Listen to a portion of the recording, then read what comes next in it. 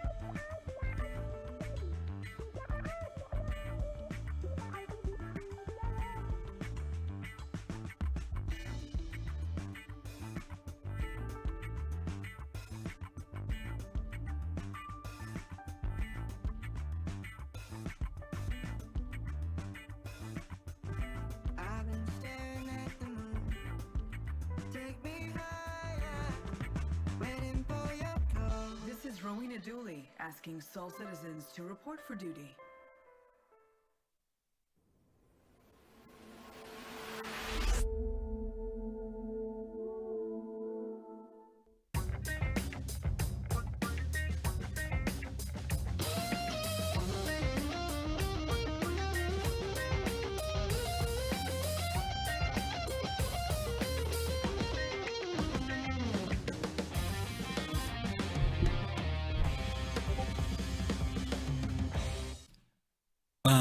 Hey, what's up? It's Griffin Gaming RPG, and we are back for another episode of Soul Voices.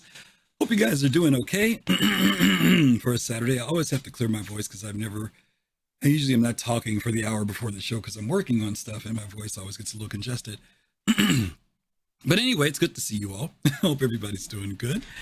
Get some shout outs here for folks in the chat. We've got Fastcard who says, first, Pops in Space is there, Axis is there, New Soul is there, Kaizen is there, Eminence is here, Stingray, what's up, buddy? Good to see all of you. Captain Jones, what's going on? Hey, everybody's here. Well, I hope you guys are ready for today's conversation. Yeah, it's going to be interesting. I've been, as you guys know, I've been doing this whole thing about the state of, not the state of the game, but the state of the gamers when it comes to Star Citizen. Hey, Prisoner, what's going on? I've been doing this thing with kind of talking about where everybody's head is as we approach CitizenCon, as receiving 3.20, with Starfield coming out, just all this stuff, right? And anyway, it's really been on my mind a lot. And I've been talking about this subject for a little while now with Fastcart and even some of the other members of the Soul Citizens team. But I decided to do a show today called Quality of Life. And you'll see why in a little bit, because CIG just put out patch notes that they titled Quality of Life, which is so ironic because I had titled this show Quality of Life, and the next thing you know, I see a patch called Quality of Life, and I'm like, a sign! So that's what we're going to be talking about today. But before we get into that, we want to remind you that we are doing a fundraiser for St. Jude Children's Hospital called Play Live. We've been doing that since the beginning of June, working our way till October 22nd, the weekend of CitizenCon, where we are hoping to raise $10,000 for children's cancer research for children in particular, and their families, and supporting them. As you guys know, we have been raising money for these last few weeks, and we are now at $2,400. We are like a quarter of the way there, just about, except we're $100 short of a quarter of the way there. So what I'm going to ask for you to do is to give consideration, if you haven't done it already, to donate toward this wonderful charitable event and support families at St. Jude. If you have already done it, of course, we appreciate you. If you are unable to do it, we still appreciate you. But we do ask that you would pass the information on to family, to friends. Let them know that there's a fundraiser going on for St. Jude Children's Hospital. That can be your way of giving, passing on this information and getting some other folks to come on board and support this great thing. They don't have to be a gamer. It could be a family member, your spouse, your kids if they got a job. It could be friends, folks at your local church, a place where you worship, wherever the case may be, at your job. Pass the information on. Let folks know. Believe it or not, don't underestimate people. Every little bit helps, whether it's $5 or $500. We've had some great subscribers and folks who've just really not only subscribed to us, but also given money toward this charitable event. So I would love to see that dial. I would love to see us move from 2,400 to at least 2,500 today. That's what I'm looking for. And I'm really hoping that we'll get to 3,000 by next weekend. By next weekend, I want us to hit $3,000 so you guys get to see us do our 12-hour live stream where we're going to have guests, where we're going to have fun, we're going to have conversation. We're going to probably raise another $2,000, but we need you to help us get to that $3,000 mark. We get to $3,000. I am so confident that we're going to get to $5,000 during our $3,000 stream. So again, I want to pass that on to you. And no hot tub streams, Kai. I know you keep asking for it, but it ain't happening, brother. Maybe at $10,000, maybe at $20,000. I don't know. Actually, I've got some people in my group who might do it for $5,000, but I won't go there. Anyway, again, today's show is quality of life. And so I want to talk about that. CIG is going to mention a little bit about it in the patches, but let's go ahead and jump into it because there's a lot to cover. And I know you guys are going to have a lot of conversation, and I want to be able to give you time to do that. So let's go here, and let's go to our very first one. This is on Spectrum.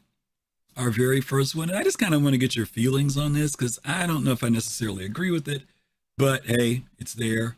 So let's just read it. One more quality of life ask. Remove server name list by MonsterAvy. Can we please remove the server member name list? Now, at first I was trying to figure out what they were talking about. And I realized they're talking about in the game. You know how when you hit comms and F1 and you can see who's on the server, they want that removed. The only thing you should have is a friends list and people that you come across. A server list is really immersion breaking. Maybe if you hack a local comm array, you could get a list of people on the local system, but that would be it. People also use this to join others and makes it somewhat difficult or easy for griefers to follow people server to server. Okay. So I kind of get the concern here. You know, I don't know how you guys may feel about that. The server list being removed. I thought it was an innovative idea to say, hey, if you want to find out who's in the area, if you hack into the comms array, it'll show you who's within range of there. That's a kind of a gamified way of doing it, which I think is cool. At least they do give some, you know, alternatives for how you can do it. But then they talk about also removing the list down though, unless someone's your friend. And that's kind of so-so, you know, but I'll let you guys give me your thoughts on it, then I'll give you mine. So, all right, we've already got Pops in space in line. So let's bring Pops in and see what he thinks of it. Pops, are you there? Yeah, yes, I am. Good. How are you? All right, how are you today? I'm okay. Good. You know what? You're right. When I first read it, I was like, "What is he talking about?" The serverless thing. And then, as you further explained it, it does kind of make sense. It's not really a bad suggestion. But I'm going to think a little forward to when the game comes out altogether. So I think you said before we're going to have a US server list. So if that's the case, then I can see it. If you're looking for someone to grieve or something like that, you can kind of search through it to find them and see if they're on or something like that. But if when the game goes live, if you have that many people on there, you still have to go find them. Yeah. So, but in Stanton, I do get what he's saying. I absolutely do get what he's saying. You can maybe try to bounce from server to server if you're looking for someone or something like that. So I kind of 50-50 on what he's saying. Yeah, I understand the idea of, you know, anything can be exploited, right? I mean, what could be there for good for some people, other people will see it to do something bad, right? So I guess again, I can at least appreciate the fact that he doesn't just say remove it and not give an alternative. And the alternative would be, if you're going to really look for somebody, or if you're just curious, you've got to go to a com array, you've got to hack into it, and then maybe then you can see whether somebody is there. That's not a bad compromise per se. I do know that there are a lot of people who use the server list because, like, let's say someone isn't your friend or isn't in your group. People will go to that server listing and make you their friend while they're in game, because otherwise you have to do it outside of the game. And so let's say if I don't know you, Pops, and you're hanging out with Fist, and Fist says my buddy Pops wants to join me, I can do that when we're in game. But if you take that away in game, then that means I've got to log out, go back to the main menu, make you my friend there, and then when I'm in game, I can do it. It adds an extra step on my end, but is it worth it for the protection so that griefers, it makes it more difficult for them? I don't know. There's a little bit of both, right?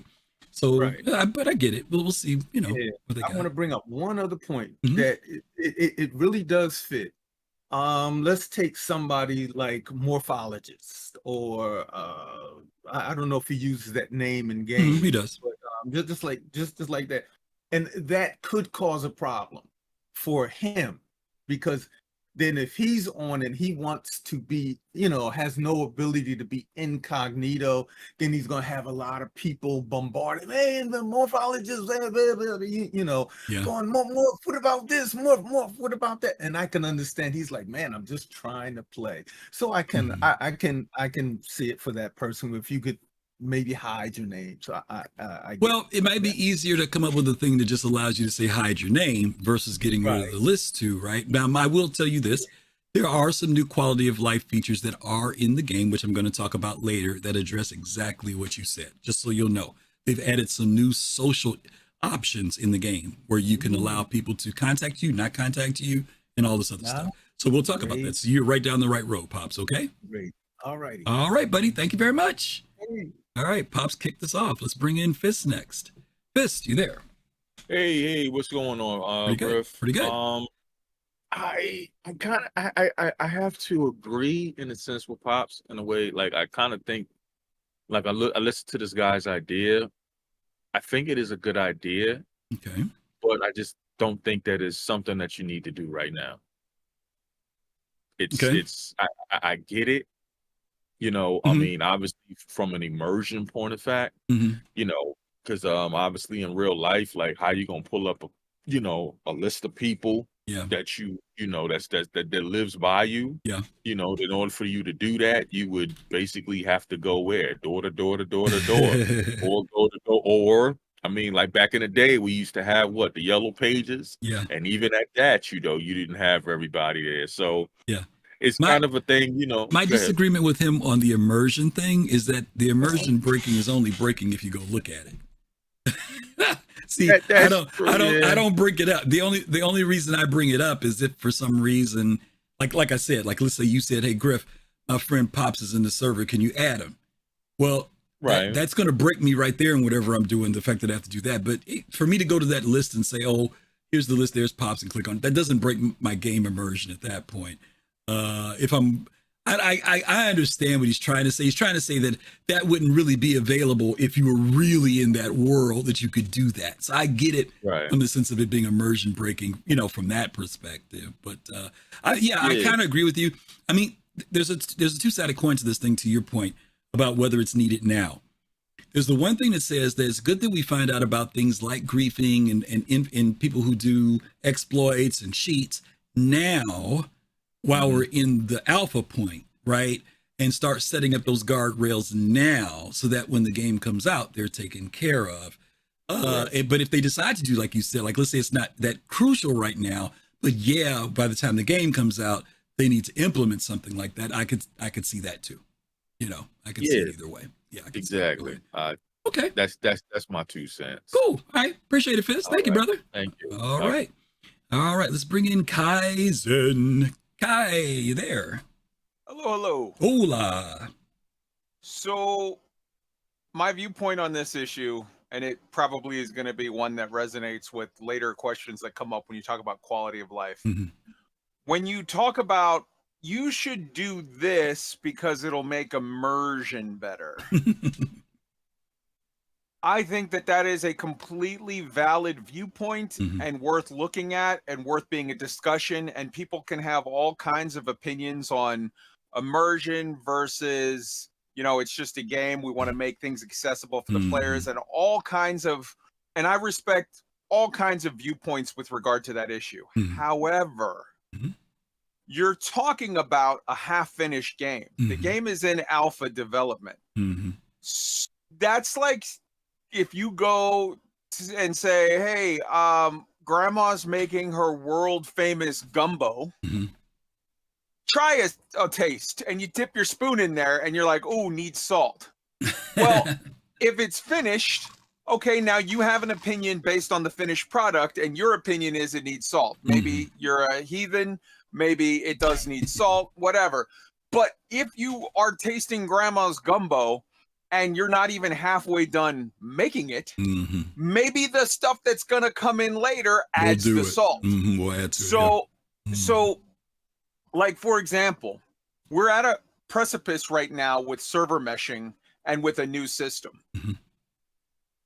Who knows how, and I have a feeling we're going to see a lot of that coming up in SitCon, but who knows exactly how that's going to first be implemented. For all we know, they might actually put out some kind of a stopgap where they say, we're going to Evo a full, like, jumping through systems, but we're going to put in the PU a system where you just go to menu and click go to Pyro, and boom, you're in Pyro, and now you can move around, and then back from you log out a game, and from a menu you choose to log back into the Stanton system. Now, obviously, that's not the end goal. That's not the final product. But as a stopgap right now to give people access to a whole nother system to play and to break it up into, 2 systems now that you can mess with, it may be that just for a moment, a very immersion breaking menu system, log out, log over, is a stopgap that, while obviously no one is suggesting this is the final way the game will be, the game isn't done. Right. So yeah, there might be plenty of things they could do as quality of life or as immersion things down the road. But it might be that while they've already taken it into account and have plans for it, just at the moment, there's a very good reason why they're not doing it. That's a good point. Good point. And especially your analogy about the soup ain't finished yet. Because they obviously are aware. I mean, the things that we're talking about, whether it's griefing, exploitation, it's common to games, and they know that there's going to have to be some guardrails that they can implement, even if we don't see them yet. Like I said, the one thing like I said, when I started this, I said, I'm not sure if I agree with everything here. I did appreciate the fact that at least in this particular Spectrum post, the person offered an option of how it could work. But I agree, it's still early. So let's just see what happens. And maybe this is one of those people who has experienced griefing, whereas someone else who hasn't experienced it doesn't even think it's an issue. You know what I mean? Because they don't go through it.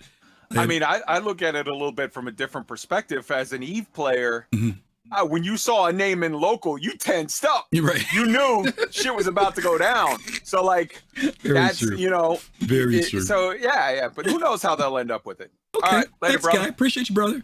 All right. Good. Thanks, guys. 3 good kickoffs there.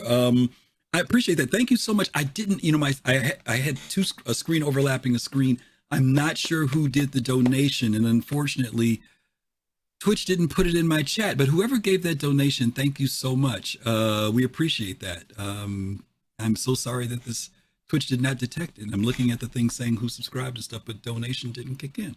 But I will see an email for it later. So thank you so much for that. Okay, let's move on to our next one here. That was good. Oh, okay. This is stuff I was talking about. I was telling you that CIG put out patch notes, and in the patch notes, they titled it Patch Watch Quality of Life. This came out last night. It's almost over. Thank you, Fast Card. Almost over. Thank you. We appreciate you. Thank you. Always going to give some recognition there. This quality of life patch. You guys can kind of follow along with this one. There's a lot of stuff here, so I just put the main part in here that I'm going to talk about them and go over them real quickly. Following up on yesterday's Alpha 2.0 patch watch, We are back with more upcoming additions to look forward to in the upcoming patch. As we mentioned yesterday, we're currently amidst a global push to seek out and implement a variety of quality of life fixes and changes. This is part of an ongoing effort to improve the greater gameplay experience, and we expect to provide many more similar updates in the patches ahead, and we'll share more information as we have it. Now, you guys know 3.20 is the patch that's currently in PTU. It is going to wave 3. They're looking to go into wave 4, and then we'll be moving right along. This patch, though, what's been implied is that there's a lot that they want to put in here still. Even though there's some questions about whether there'll be a 3.21, it's leaning more toward the fact that they're going to try to put whatever needs to go in this patch. So if it's 3.20.1 or 0.2, we may get those, okay? But I think that CIG is still trying to push for 4.0. This is me talking. I'm just saying, trying to read the tea leaves here, that I think that they really are trying to go for 4.0 and 4.0. Okay, here's what they could do, because we're in third quarter with 3.20. If they release it within the next few weeks, let's say next week, actually, week and a half, if it gets released, it'll be in September. They're still in third quarter. Quarter 4 starts in October. If CIG wanted to release a 3.21, they could, right? They could. They'd be within their statement of what they said they would do. That could drop probably, because CitizenCon is coming, it probably would not drop before CitizenCon, because they would want the game to be stable as we come up to CitizenCon, but they could drop it. Some of you guys who've been around any length of time remember back in the day, CIG would literally drop their patch. Like at CitizenCon, we'd be sitting there and they'd say, oh, and by the way, 3. Whatever just went live. You know, that's what they would used to do. They could drop a 3.21 then. They could. And they'd still be within their time frame, right? They'd still have that final area to get things done for the end of this year. And then they could look to do a 4.0 at quarter 1 of 2024. They could do that. Yeah, they could do it at IAE. That's another good one that they could do, Shady. You're right. They could do that. I forgot about IAE. You're right. They could do it at IAE. But my point is that the next patch in the fourth quarter could be 3.21, or they could wait and say we're going to drop 4.0. Don't know which one. I have no inklings. All I'm saying is those are the two options.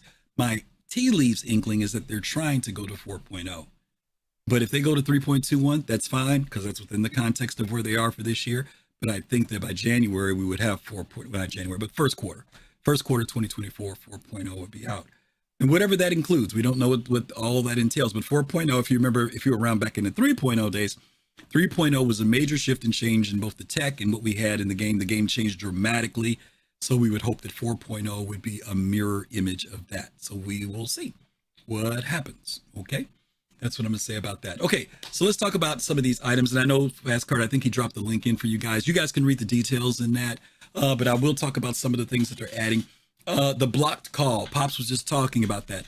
You will be able to block people from, you guys know how people would sometimes chime you, like, okay, you can hail people in the game, right? You can hail somebody in another ship. If you're doing piracy, you can hail them, say, hey, pull your ship over, blah, blah, blah, blah. This isn't in the chat. I'm talking about actually literally hailing them. That you can now block that if you want to. Some people think that's cool. Some people think it's, well, put it this way. It's good as an option. And the reason why I'm saying that is because there will be some people who will leave it open because if they're being pirated, they want to be able to get that information. There are other people, though, who they were harassing people. And again, this goes back to the griefing thing, bothering people. And what they would do is constantly ring that phone thing constantly. And they do it just to irritate people. So for people who need to block that, that's fine. They will have to remember, of course, to turn it off, right? Because don't leave it on all the time, because, you know, if something is important that someone's trying to reach you from an in-game play aspect or from an immersion aspect, you know, they want to be able to leave it on. So that's going to be coming in. Aligning the quantum HUDs. Some of you who've been in 2.0, the new version, the 3.20 rather, I'm sorry. You'll notice that in the HUD, you remember when you would pull up your quantum to do a jump, you'd get that circle with the little dotted line spinning. And of course you have your calibration and your spooling that would happen. Well, they've completely removed that circle. That circle used to take up a lot of space in your ship. even when you were in quantum, after you jumped, that circle remained in there and kept doing the spinning thing. And it was kind of irritating because it really wasn't serving any purpose. That has been removed now. Okay, so the only thing that's there now is your calibration on the right and your quantum spooling at the top. Those are the only two things there. It's much cleaner. It looks better. It's not as congested in the center of your screen now. So that's very, very cool that they've done that. Anti-combat logging. CIG is implementing when you are in combat. Once you go into combat with somebody and fighting, you will no longer be able to just say, I'm going to log out. Not going to happen. Well, I'm not going to say that. It will happen. You can log out, but your ship will remain in the game for a certain amount of time. I don't think CIG has told us exactly what the time is unless somebody knows. But basically, if you decide to log out, you need to be in a safe space, a green zone. But if you decide that you want to log out in the middle of a combat scenario, you'll be able to go to your main screen, but your ship will remain in the verse. And if you're worried about losing your ship, you'll probably definitely lose it at that point. So I know I played Mortal Online. I mentioned this last week on Mortal Online. We have a thing where if you're in a city, in a town, you can log out, and the log out is very quick. If you log out in the wilderness outside of a town, it takes up to 2 minutes for you to get out of the game. You know, and you actually sit there and watch the timer go down. And if you just decide to disconnect, that's fine. You're still there for 2 minutes. So maybe they implemented something similar to that. We'll see what that is though later. Mobi-Glass readability. Oh, I'm sorry. Empty RMC canisters. Now you will be able to, as many of you know, on the Vulture, if you forget to bring your multi-tool with you, you can make one. You can render one in the ship. Well, now you can also craft the RMC canisters. So we see crafting is stepping up a little bit here. The first crafting item we had was the multi-tool. Now you can do the canister that goes inside of it for the material that you strip off of a ship. And that's what those canisters are for. That's going to be new to the Vulture, I think. I'm sure they're going to put it in the Reclaimer too, but it's definitely in the Vulture. Mobi-Glass readability. There is an enhancement to the readability of the Mobi-Glass. They are redoing the Mobi-Glass. They're going to be making it look more cleaner. The lettering is changing in it. It looks more defined. And there's also some enhancements coming to the Mobi-Glass.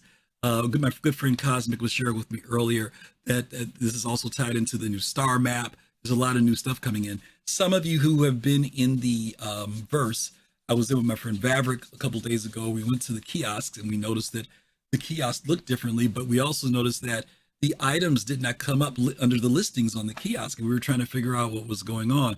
Well, that is also a part of this redoing of the Mobi-Glass, and they're going to be tightening up the kiosk, the graphics and everything. So remember a few days ago, there were just boxes there. Well, that's part of this whole new enhancement thing that's coming up. The next thing, HDR. HDR, for those of you who have monitors that allow for the feature, the option of HDR, you will be able to do the HDR now on your monitor as a setting in there. I haven't monkeyed around with it yet. My monitors do it. I will get to it and try it. Thank you so much for that follow, Letterit. Thank you. We appreciate you being here. So that's a new setting for those of you who want to enhance your viewing on your monitors. There you go. And then lastly, Mole Pilot Snow. If you fly the Mole, previously you would know that the Mole Pilot's basic job was to just fly around. And when you had people in the mining lasers, they could ping and scan, and they could find where the resources were.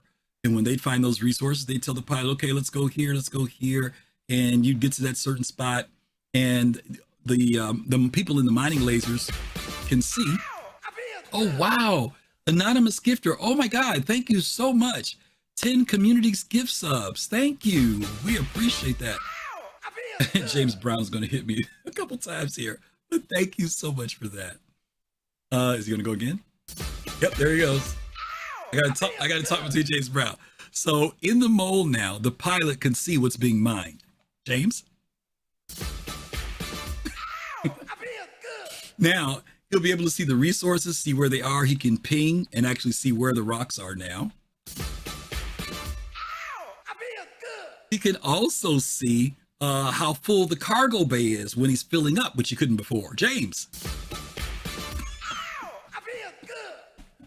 Okay, I'm just having fun. All right. Thank you so much, anonymous gifter. We got a couple more James Browns. I can drink my water.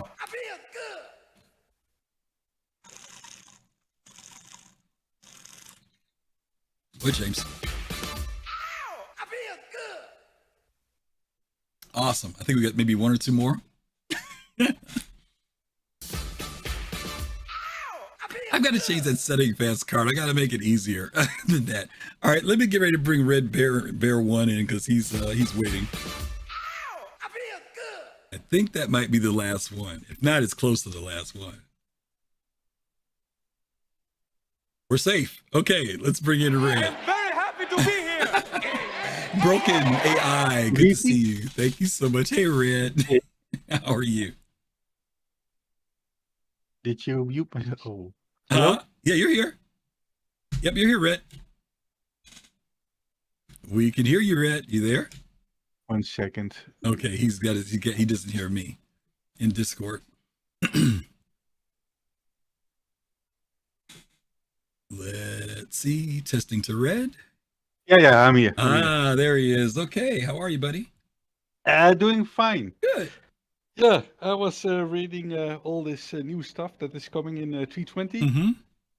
And I was fortunate enough to test it. Mm-hmm. At least the HDR, I thought that was pretty nice. Well done.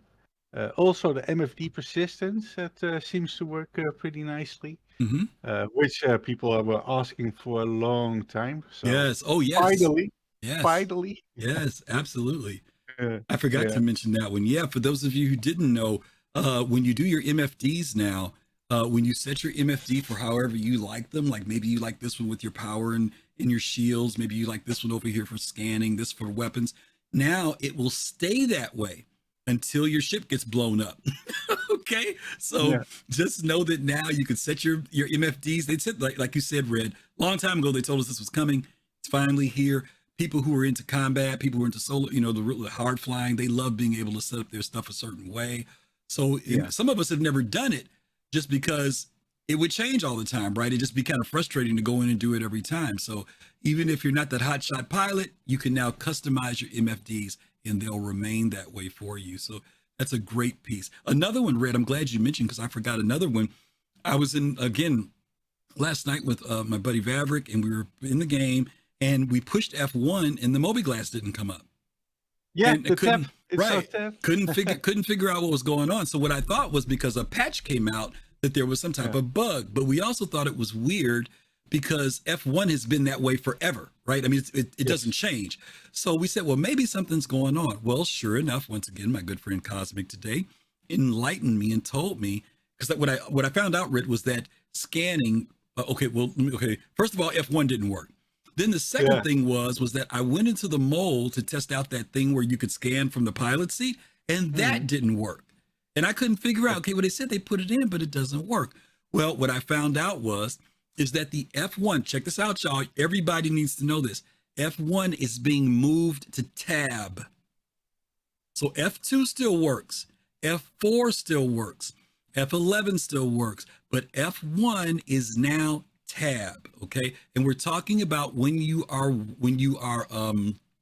walking, anytime you're on foot. If you hit F1, your Mobiglass should come up. They moved the ping when you used to scan from tab to V. Now, this is where it gets confusing. You guys know that V normally allows you to do a radar sweep scan, right? Where you can zoom in on a ship and you can see who's in it, their name, their serial number, what they're carrying. That's when you tap it. But when you hold V, it now pings. So if you want to do the ping, you hold V. And if you just want to do the old thing where you toggle between radar and whatnot, you just tap V. Now, the reason why they moved it to tab, and Maverick, I know, I thought it was kind of crazy, right? We didn't figure that out last night. But evidently there's something major coming up with F1, and it has to be something big. To just change F1 for the heck of it would be stupid, right? Because everybody knows F1 brings up the Moby. The Moby is integral to playing the game. But the fact can that I make how do you call this? A gesture? Sure, I go think ahead. it might be the jump engine, maybe. The what is? the jump engine. Oh, Yeah, that would be interesting. That would be interesting. Yeah, it's got to be something big, right? Because you're making gamers change the whole thing about. Think about how many people have F1 programmed somewhere, right? Everybody. Yes. Everybody's got to change F1. If it's on their joystick or whatever, their keypads, and in their brains. So I think tab's reasonable. If it's something major coming, tab is reasonable because tab's within reach. You don't have to go up to the top of your keyboard. You can keep your hand on the WASD and hit tab to bring it up. Now, mind you, in your ship, when you're flying, F1 still works. F1 still works in your ship. I just want you guys to know that, okay? But when you're walking, it's tab now. F1 does not work right now, but there's nothing there. We don't know what they're going to put into there, but it's coming. So let's just keep our eyes open for it. But thanks for bringing that in, Rick, because I completely forgot about that. I'm glad you mentioned about the MFDs. Yeah. There's one more thing. Sure, sure. Anti-combat logging. Yeah, I don't think it will totally be a total solution. Because if people still are annoyed by someone killing someone else, they just walk out of the back of the ship and then log out and still combat log that way. I hope they do the same for the whole character as well, that it persists like a minute after, for example. Yeah, it'll be interesting to see what the time frame is. I'm sure that maybe they'll tweak it, once we give them feedback on how long a ship should remain in the verse. And for it is let me use an example of where I think it is definitely something needs to be done. There have been plenty of people who've been bounty hunting, right? Yes. And they spend a lot of time trying to find a person. They finally find the person, and then this person just logs out on them, right? Yeah, exactly. But that's what frustrating. I meant. Yeah, I'm just saying that's frustrating. Yeah, that's frustrating. If you've put in the time and the work to go after a bounty, you find the person. Not only do you not get the person, you also don't get the money because you didn't, get the bounty on them. For people who are doing piracy, for pirates, if the pirates have done the work and they've spent the time looking for someone, and then that person was ill-equipped, didn't have what they needed to protect themselves, and they just opt to log out, well, then that group of people that was pirating, they lose out. I mean, they're playing the game. They're doing the game, right? So it's just one of those things that we got to step up and be grown and realize sometimes things happen in the game. If you take a certain route, certain things you do. That's all it comes down to. Okay. Yeah, eventually, if you can, if you're a bit grown up. If you're grown, right? Okay, Red. Thank you, brother. Appreciate you. Later. Red's a good guy. All right, let's bring in Almost over. Hey, Almost, you there? Yeah. How are you? I'm doing well. How about yourself? Good. I'm doing good, man. What's the word? Well, my thing is only the combat logging. That's all I'm gonna be able to speak on. But sure. I'm more afraid of it. So just because of this, I understand for piracy, like that's great. The anti-combat logging, but I'm gonna play the devil's advocate for the other side here. Mainly because I've had a situation happen to me. Okay. There are things that happen sometimes. There's a lot of people who just drop out randomly. I've had people that I was helping haul stuff around, and their internet goes out, and the ship explodes. I lose everything. Yeah. But there are so because the game is still in alpha stage, there's not a whole ton of people, right? So everything we're dealing with is still on a micro scale. The anti-combat. Okay, so here's the situation that happened to me. Okay. I was blockade running during one of the events, and some guy essentially flew into my hangar and blew my ship up. Yep, I've known about that. Yep. Yeah, so we're both locked in there, can't get out. Told some friends about it, and they said, hey, you should have logged, right? So I've had on occasion had to log because somebody has done that. Eventually I stopped playing my main account. I got another account to try to combat that stuff. So which one is the worst? The pirates that lose out on the potential profits they could have gained, or someone who's losing 5 million, 10 million, a whole an entire whole sea's worth or Mm-hmm. worth of stuff because some person just doesn't care about, let's say, the rules of the game. Yeah, that's a good question. And we're the whole subject I think you saw earlier. I said the name of the show is quality of life. There's a reason why, because we're going to talk about not just the quality of life that CIG puts in as far as game mechanics and features, but we're also going to talk about quality of life of the players. So if you can stick around for it today, you might have some thoughts that actually tie into this. For the player who is just as much worked hard, right? Who's done with the work to earn the money, to do the run, or whatever the case may be. It is just as incumbent upon, because I'm one of those people. I'm a cargo trade person, for example, right? Yeah. That's my big thing. It's also incumbent upon me to do everything that I can to make sure that whatever I'm doing in the game is done safely. Now, sometimes that's difficult, right? Because like I got pirated about 6 weeks ago for the first time. I'm talking about like legitimately pirated, right? Not grief or anything like that, right? And this is what happened. I took out, I had been flying a Taurus doing these runs, right? Doing runs. And I decided I had made enough money that I could double the money I could make. And so I said, you know what? I wanted to see what was the next big ship I could go up from a Taurus to. And believe it or not, it was a Starfarer, right? But I'm like, ain't no way I'm going to be leaving out of atmosphere in a Starfarer. You know what I mean? It's like, you're just asking to get chased after. So the only thing I had left that could get me out of atmosphere quick and could carry it was a C2. When I got in the C2, there were some people in the chat with me. They weren't in the game though. I said, I really hate taking this C2 out because this is nothing but a target, and it's not going to go well. But I said, what the heck, I'll do it. Nobody had been bothering me. Got in the C2, loaded it up. I only put like about 150 boxes on it. It wasn't a ton of stuff. It was more than that because I took 186 in the Taurus. So it might have been around 250 boxes. Anyway, I take off, I leave. Sure enough, guy in a freaking Cuddy Blue comes after me. And I'm like, if I could just make it out of atmosphere and jump, I'll be okay. Well, I didn't make it out of atmosphere. He worked on me for about 20 minutes. It was a 20-minute fight of him coming after me, me dodging, everything else. He finally disabled me. I went into soft death mode for the first time. I was in space. I get out of the ship. I said, I already know what the next routine is. They didn't try to send me any messages. He's going to probably try to come in and kill me. I EVA to the back of the C2. I hide. I wait for him to come up in the elevator. He comes up in the elevator. As soon as he goes up to the front, I get in the elevator and go out with the intention of getting into his ship. Well, lo and behold, there were 2 ships there now, and there was somebody in his ship. So now I'm stuck outside. And so I EVA up to the front of my ship and go into the engine cowling of the C2 where nobody could see me. And that's where I was at. See, I figured he might have figured maybe I logged or something or whatever.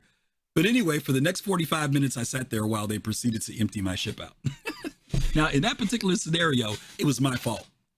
It was my fault because I already had right at the very beginning, I knew taking a C2 out was risky. Secondly, I did it by myself with nobody in my ship. Thirdly, I did it with no escorts at all. And fourthly, there was nobody in my channel with me that even if I needed to call somebody and say, hey, I need some help. So basically, I put 3 against myself, 3 to 1. The one was that I might make it, but I had 3 things going against me already when I started. And as a veteran player, I took that risk. And so I lost my stuff, right? Yeah. Now, that was and these guys were great. They wrote back to me in the chat and said, Griff, good job, good game. You hung in there, blah, blah, blah, blah. You want us to give you half your stuff back. I said, nah, you guys, you worked for it. You deserve it. And I let them have it. Okay. But then there are those other people out there who, like you mentioned, I heard about people be going into their hangar. Somebody comes in and literally flies behind them and crashes them in just for the sake of doing it. Right. And you've done all the hard work. You've arrived at the station. Maybe even you took some risk. But what that person did was outside of what I would call good gameplay, right? Slamming into somebody's ship and blowing them up in their hangar. If you combat log, see, and here's the thing, they're exploiting. You still lose. Well, here's the deal, they're exploiting, right? Because what they did was they couldn't fire on you because you were within the safe zone. So they it's basically like pad ramming, right? They basically used their ship as a weapon against you. No. During the event, he was still shooting me. There's actually he was firing at you from outside and put it on YouTube. I can show you the video. Oh. I won't do it Okay, I got you. I'll send it to me. Yeah, send it to me. Yeah, definitely send it to me. Yeah. But yeah, he was still shooting me. He couldn't. I was in the C2. He couldn't kill me. But he was okay. And he had what is the one with the big cannon on the front? The Redeemer, Gatling, size 7. The Redeemer. No. The size 7 Gatling cannon. I can't remember. Harbinger. The Harbinger. One of those. The wardens. One of the wardens. No. There's 2 of them. Ares. The Ares. Take out Ares. The Ares. Ares. Thanks, Sir Togi. The Ares. Thank you, Shady. Yeah. He went in there and he just took forever. You'll see in the video. But that situation again, so when I mentioned on a micro scale, that happened to me a couple of times actually. Wow. Different people. And so I want to make sure I understand. You were going in the hangar when this happened, or you were in the hangar when it happened? In the hangar. Wow. And he laid in on you from outside. No. He went in the hangar and still kept shooting me. Oh, well, that's crazy.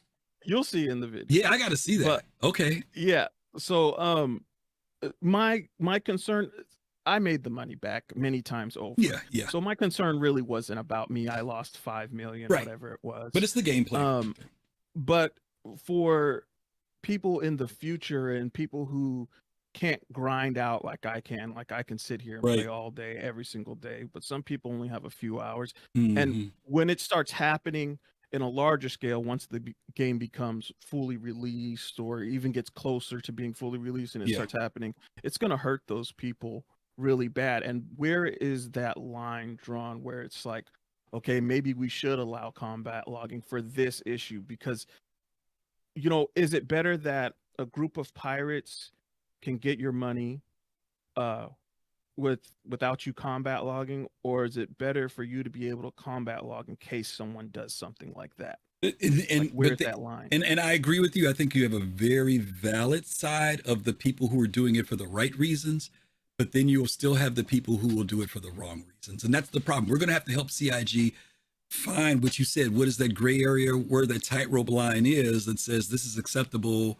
or what the compromises are for that type of gameplay? Because again, there are some people who honestly, like I said, let's say you're the person who's being chased for a bounty, and you just opt to say, well, I'm not going to let this person or this group of people who've been like for the last hour trying to hunt me down. I'm going to just log out the game. And so now it's like, and let's say, let me give you an example. Let's say you are the guy who put a bounty on that guy who's out there with the Ares. You actually put the bounty on him. He did you wrong. You put the bounty in on this guy. Me and my friends decide to go after him after watching your video. And we get this guy cornered and he logs out.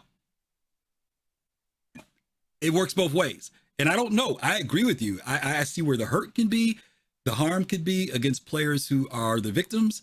And I can also see how the players who are trying to do the right thing can also lose out. And I don't know what the answer is. And I'm not sure even CIG knows yet, but they're going to have to strike the balance. And I agree with you that at this stage in the game, see, the other problem is that there are these exploitations that still exist in the current state of the game, right? Like when you got in the hangar, like, okay, here's a goofy exploit right now that CIG has, and I don't even know why they let this happen.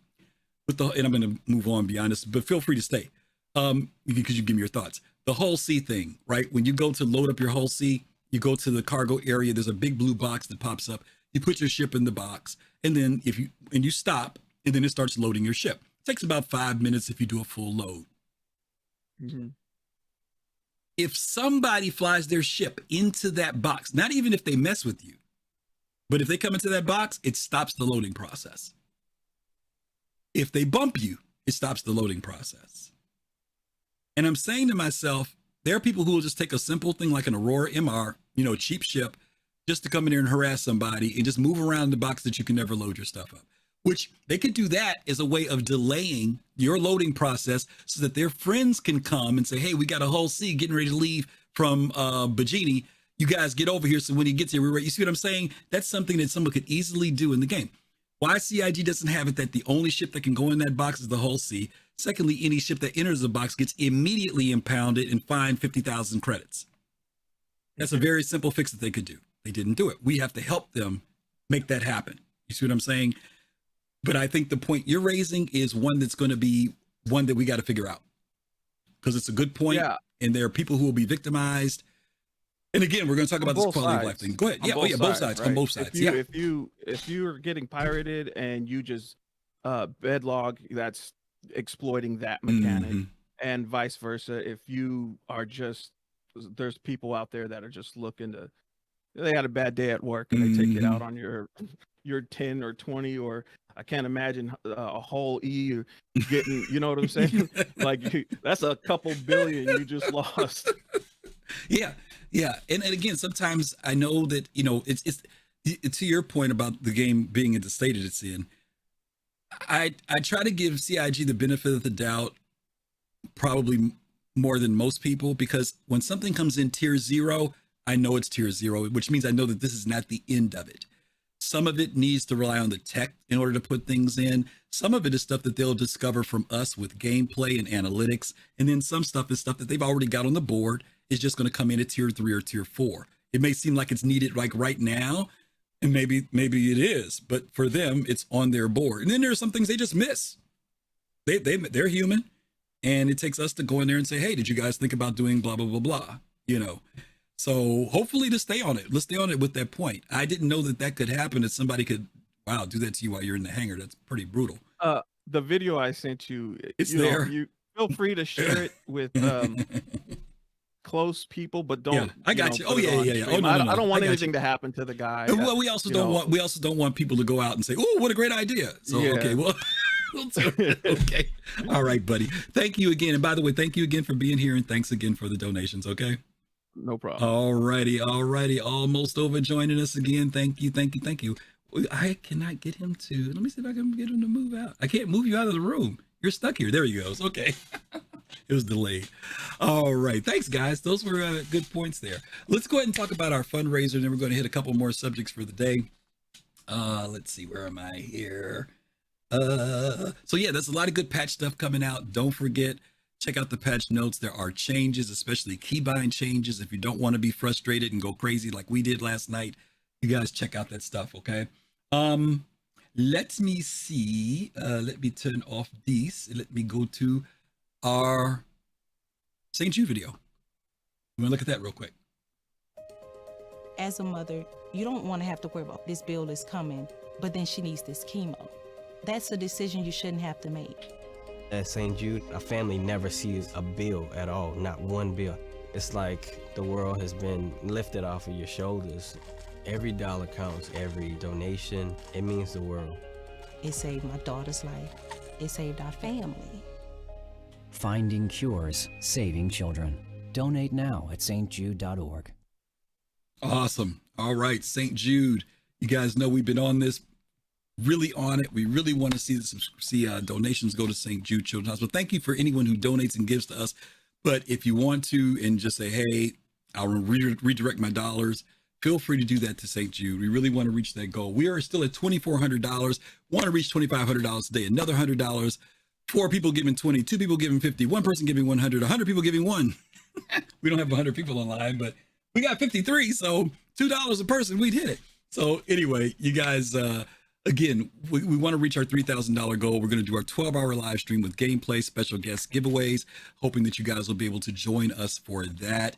It's going to be a long day for us. We've never done a 12-hour live stream, and we're going to really push for it. So hopefully you guys will be able to be there when we do it. And I know we're going to reach it, but we would love to hit $2,500 before the end of the show. That's going to be in 1 hour, 1 hour to raise $100. So that's it for St. Jude. As you guys see, there are many other tiers or other giveaways that we haven't even listed here that are going to be coming up. So we want you guys to definitely give consideration to that. Thank you, Scrooby Drew. I love that, Scrooby Drew.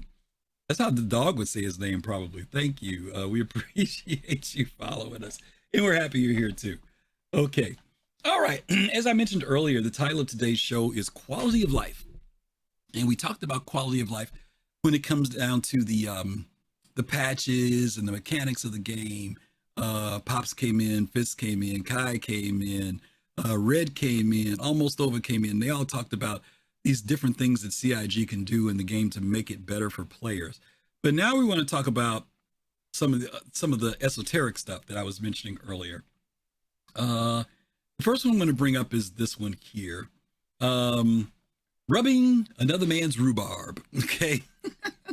For some of you old time folks around here who remember Batman with Michael Keaton and Jack Nicholson as the Joker, this was his statement: never rub another man's rhubarb. Okay. So I want to talk about that a little bit. And the reason why I'm talking about this, I've been thinking about it for a while, and it actually came to mind where I really, really wanted to start talking about it back when the issue happened with, was it Verity and the group that got together to do their tank battle, their tank royale battle. And they, as you guys know, but many of you don't know, maybe you do know, some folks crashed their party. They had advertised a social event for the community to participate in. And unfortunately, some folks showed up and basically ruined the whole thing for them after much preparation and everything else. And I want to talk about pros and cons to what happened. I'll give my thoughts to that in a minute, but let me go ahead and read this. Let's talk about griefing. This definition that we put in chat there, as you guys see, comes from Wikipedia. And it's a very long article about a lot of different things about griefing, from games like Minecraft to WoW. Griefing has been done in so many different ways. Rust, a lot of other things. Some people call some stuff gameplay. Some people say it's not gameplay. You'll have to decide. But I think that there are some lines that get crossed. And I think that people will say things are gameplay for the sake of justifying behavior. And I think sometimes things need to be called out. I know there'll be some people, this may not be popular. Some people may not like what I have to say. That's okay. You are free not to like it. But I'm going to express mine because they express theirs. And I think we should express dissatisfaction with things that go on, particularly in gaming communities, because gaming communities were places for me of unity and places where we found people who were had common likes. We were common geeks. We were the people that were outside of society, and we got together because we liked each other and felt the same way. But then now it seems like things have gotten to a point where people have allowed some bad stuff to creep into gaming. Okay, so anyway, let me read this definition. A griefer or bad faith player is a player in a multiplayer video game who deliberately and intentionally irritates and harasses other players within the game, trolling, by using aspects of the game in unintended ways in order to destroy something another player may have built, or is stealing something such as items or loot when that is not the primary objective. A griefer derives pleasure primarily or exclusively from the act of annoying other users, and as such is a particular nuisance on online gaming communities. If a bad faith player is attempting to gain a strategic advantage, it could be considered cheating. Now, I do want to distinguish something between PvP and griefing, okay? We do not want to mix those two things up, because PvP is a legitimate aspect of gameplay, player versus player, right? Sometimes we do player on the against an NPC PvE, but PvP is legit, right? Piracy is legit. I gave you my example of piracy earlier, where I applauded the guys who pirated me. They did a great job pirating. It happens in games, and that's okay. But griefing has a different spin to it. And people sometimes use griefing indiscriminately. When something happens in the game they don't like, or a player does something, say, oh, they're griefing me. No. Griefing is a deliberate effort to bring grief on a player. Now, I'm not talking about someone attacks me, they blow my ship up, I do something, and that's grief. That is not grief. That's loss. Okay? That's me losing. I lost out. Griefing is when I go back into the game, redo some stuff, and come back, and the person comes after me again and again and again and again. Now, it's still not griefing yet. Because the person's just basically saying, if you come through this way, I'm out here protecting it and I'm going to go after you. That's still not griefing yet. But let's say I log out because I know this person is on this particular trade lane, and I log into another server. Or let's say I'm streaming and someone is watching my stream and they decide to do the same thing. Okay, the reason why the second one is bad is because you stepped outside of the game realm to get your intelligence. You are now doing whatever means possible it is to come after me. You're not using the game mechanics. You have now gone to the internet to see what I'm doing and proceeded to say, I'm going to go after this guy because he changed servers. If I change servers and you log out of the server to come in that server, now you have made it personal. You are coming after me particularly, not just any random person who's doing trading, but now it's like, I'm going to go after this particular guy. Why are you going after me in particular? Because I just chose that you're going to be the person that I'm going to go after. And the question becomes, where is that gameplay? There's a dynamic to harass or irritate someone, right? And harassment is like when you're going over the top, when you're doing too much, okay? Now, if that person wants to say, I'm blocking the trade lane between Hurston and R Corp, and any ship that comes through here, I'm going after them, that's fair play. You come through that trade lane, and if you decide to get back in your ship and hit that trade lane again, it is not griefing. That's what they're doing. They're out there setting up a blockade to prevent that thing from happening, right? But if that person says, I'm gonna let these people go through, but every time I see that griff guy, I'm gonna blow him up, for whatever the reason, we've now moved into griefing. We're bringing grief on someone, not just loss, but we're bringing grief on them, okay? I got some folks waiting to come in and give me their thoughts, okay? And then we're gonna talk about another aspect of this that goes a little bit further about who's impacted. So let me bring in, I think Kai was here first. Let me bring Kai Zin in. Kai, you there? He's got to unmute. Hello. There he is. Okay, so I 100% agree with you with everything that you just said. Mm-hmm. If someone is killing you, even if they're killing you repeatedly, if they're doing it without indicating that they're doing it, if they're killing you because you're black or because you're gay or because you're a streamer or because you're, a Jew or because you're anything, if they're taking out of game whatever, whether they're killing you one time or 1,000 times, that's griefing because that's bringing out of game stuff to in game. That shouldn't happen. But I would point out that this is a slippery slope. I know. Here's the problem with it. Griefing is the responsibility of the game company, in this case CIG, to handle.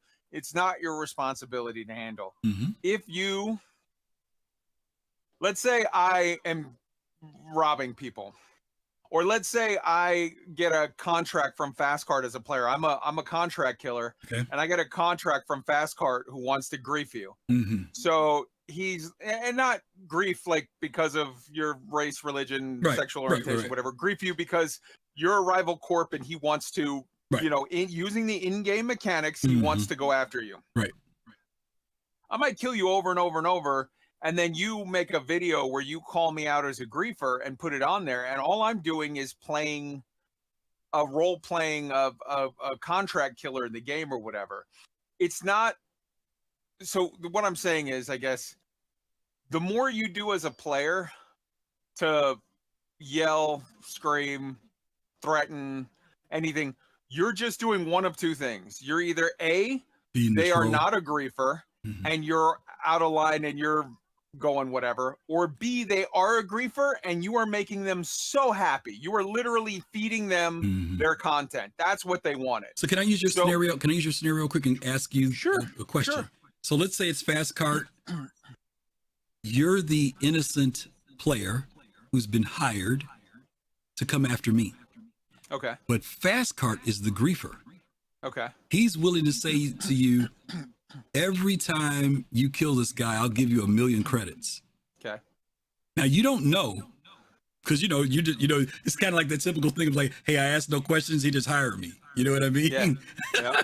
but Fastcart actually has a grind against me. You don't. You're just taking the job. Sure.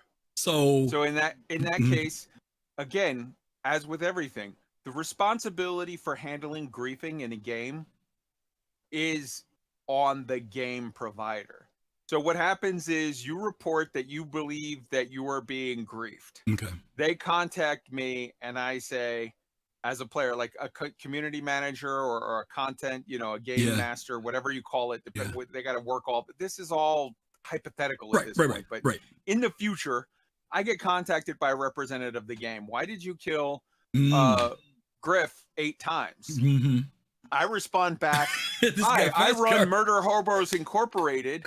I kill people all day. Right. That's what I do. That's my gameplay. You've told me that this is a legitimate gameplay loop. Right. Here's a contract I received from Fast Card Limited Liability Corporation to kill Griff over and over and over. Yeah. Griff then, I would assume then the game manager contacts Fastcard. And if Fastcard can say it's because we're 2 rival orgs that are trying to take over all of the business coming out of Microtech, well, then I think they should say, fair play, good luck, have fun, go play your game. If they say it's because Griff's gay, or it's because Griff's a streamer, or it's because Griff's Christian, or it's because Griff's, whatever, hetero, and I don't like hetero. Right. If you have some reason that is at that point out of line, then you address it. Okay. But the main thing is, let's be honest, this will never happen. No game is ever going to really, what you have to do with regard to griefers is keep it moving and don't give them any salt. That's what they live off of. You just have to be the bigger man and walk away. Okay. Later, brother. All right, brother. Thank you, Kai. All right. Let me bring in Fist-to-Face next. Fist, you there? Yep, I'm here. Sorry about that. So I have to agree. Okay. This topic has been discussed in Ashes of Creation as well, because Ashes of Creation, obviously, is in development, and I've heard a lot of talk about it in this discussion. Is it griefing if you go out and kill somebody? Let's say, for example, a scenario was brought up, and I try to be real brief. Scenario was brought up. Somebody, in Ashes of Creation, you have wars. Where it's going to be a declared wartime where it's node based. Folks got to come out. You got to defend your node from sieges. Now, if it's close to node time and you're out picking something, and harvesting, resources, and somebody comes up and attacks you, and you think, oh man, well, he's griefing me. That person could potentially, somebody said that person could potentially try to stop you from harvesting resources to protect your node. Therefore, that becomes gameplay. Now, like Kai said, how do you know is the question. You know what I'm saying? So for me, it's like I said again, it's a fine line, because how do you prove something, that comes down to that point?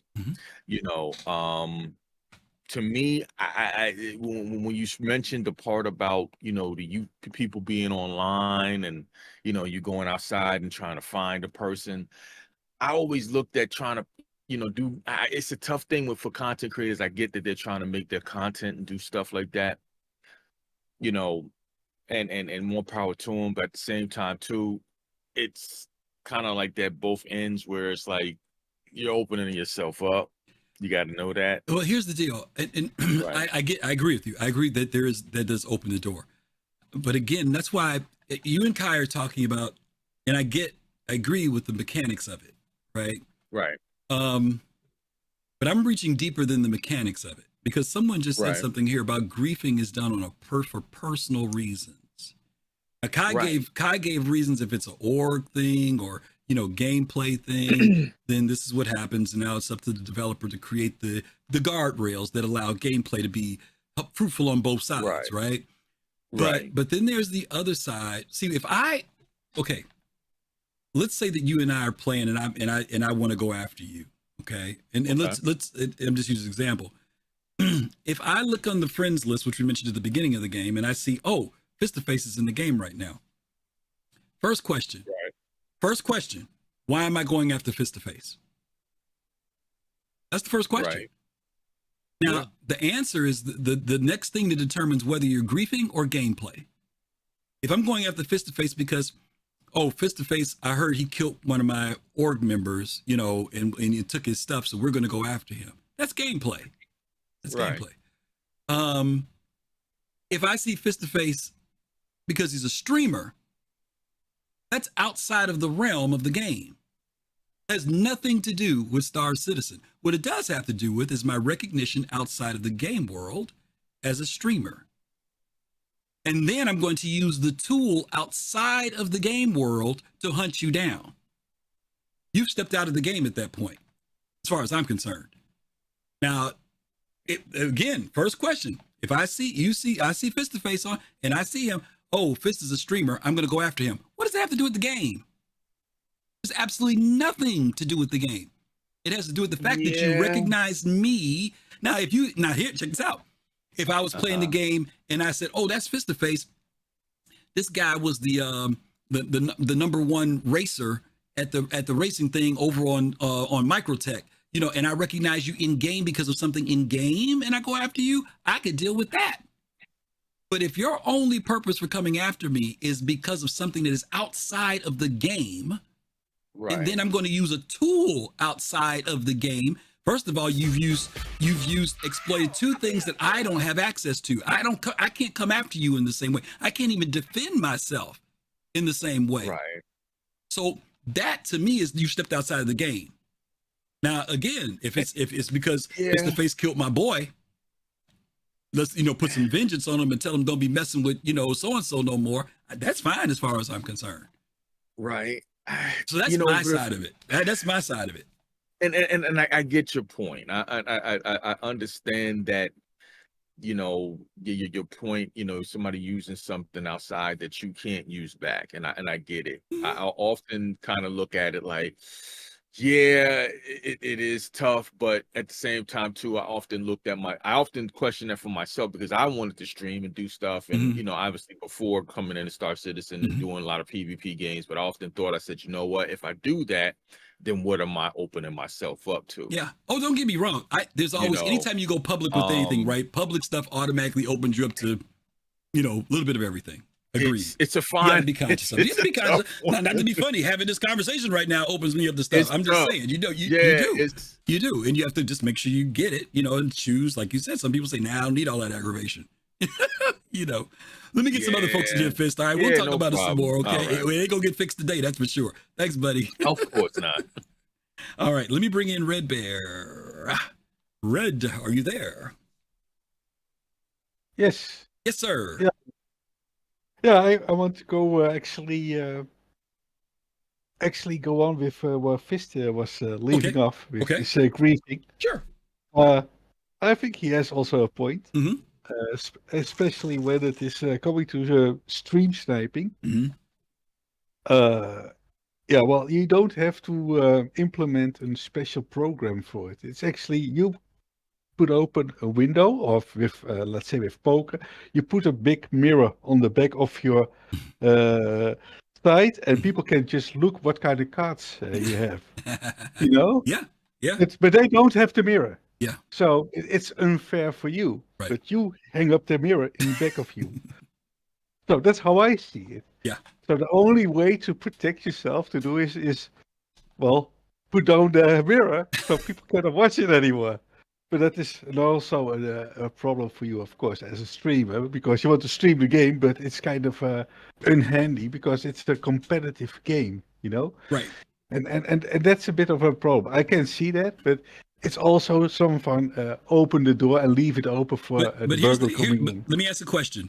Why does okay, let's say it's me and you, and you're a streamer, right? Yes. And I'm looking at Red, and I see, ooh, Red's organizing this thing. I'm going to go in and crash his party, right? I'm going to go in and go after him. Yeah. Why do I need to use the stream to do that? Well, I don't know, man. But well, I can tell you why. I can tell you. Well, no, I can tell you why. Because it's called cheating. Well, I don't know, man. Wait. I'm using something outside of the game. This is if I'm using a tool in the game, that's fine. If I were to go on my cell phone and bring up the Spectrum and it says Red is in the game right now, right? Okay, that's a part of the game. That's what the Moby Glass thing is supposed to be. But I'm using something that is detached from the game and saying, here's this, let me use this to my advantage to go after Red. But he has no tool like that. He has nothing on his side that he can use. Not only, and mind you, I'm not this type of streamer, y'all, so I don't make no money off this. But there are some streamers who literally their livelihood is based on streaming. So now I'm going to go in and mess with their income, their bill payments, and everything else for the sake of me laughing.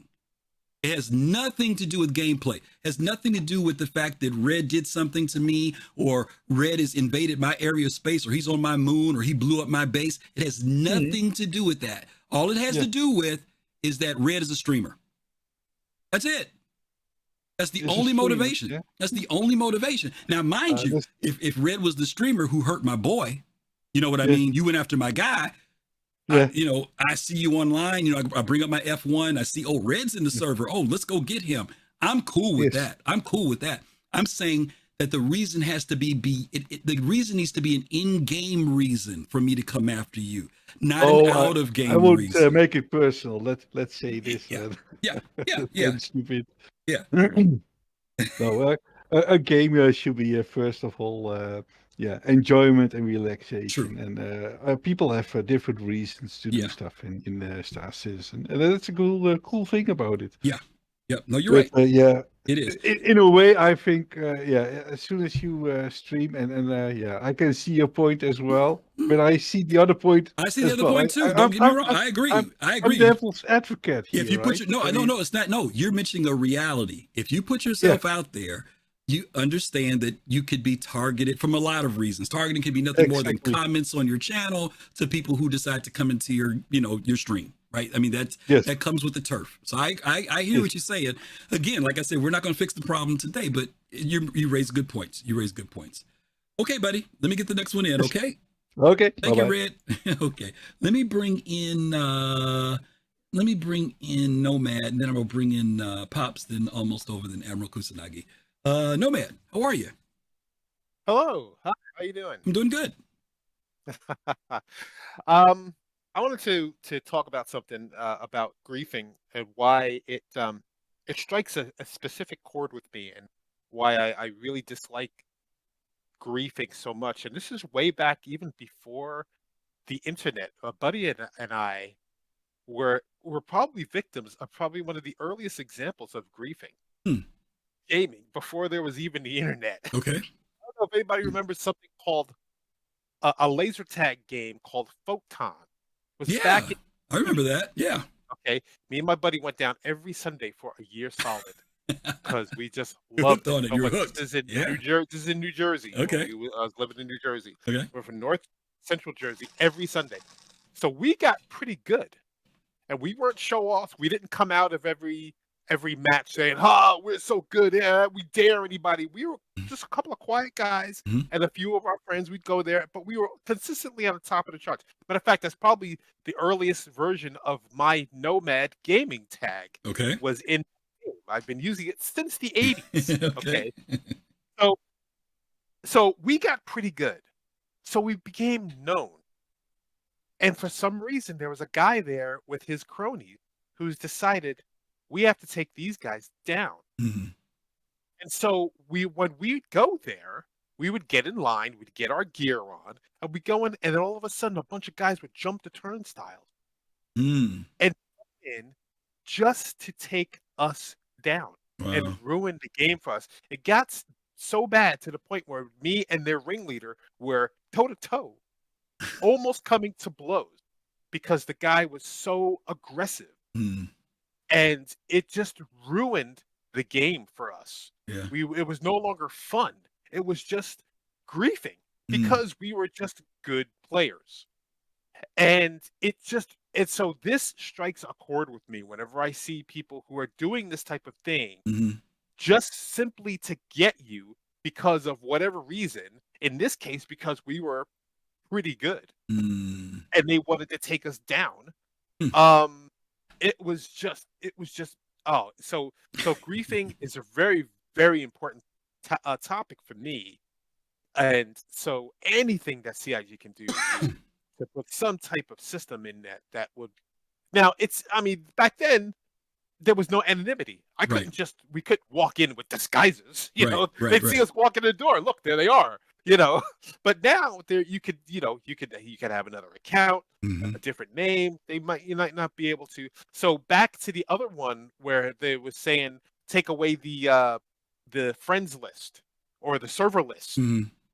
So you couldn't look on the server and say, that struck a chord. And Mhm. now we're talking about this subject, rubbing another man's rhubarb, the two of them go together.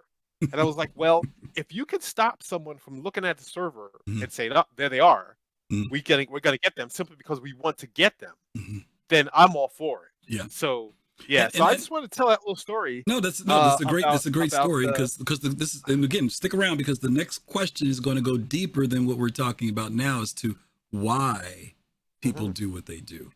And because why did those guys jump the turnstiles? Why wasn't it enough to wait in line, get a check? Why wasn't it enough to contact you and say, hey, we want to challenge you guys? Why did it go to the point of people jumping turnstiles and literally becoming physically close to, if they wanted a friendly competition, we would have been so great. And we'll go out for a beer afterwards. But no, they did it for hateful reasons. Yeah. And okay. We don't know why. All right. We're going to come to it. Thanks, buddy. Thank you. All righty. Nomad. Good man. All right. Let me bring in Pops in Space. By the way, Danger Hobo, I see you're in our live channel. If you're playing the game, that's cool. Enjoy it. But I didn't know if you wanted to come in and talk. So if you did, make sure you come into the chat queue versus that one. But if you're playing the game, hey, have at it. Enjoy yourself. Pops, you there? Yeah. Yes, sir. Yeah. This is you mentioned about outside things, and this is one of the things that I'm in my 60s, and I don't know if it's a generational thing. I really don't know. I'm not that deep, and I'm not that smart to figure this out. But when you talked about outside things, and I'm talking about things where people, what was it, swatting, which is absolutely ridiculous to me. To that you have to feel that you have to go that far to feel like you're winning. It to me, that the swatting thing is disgusting.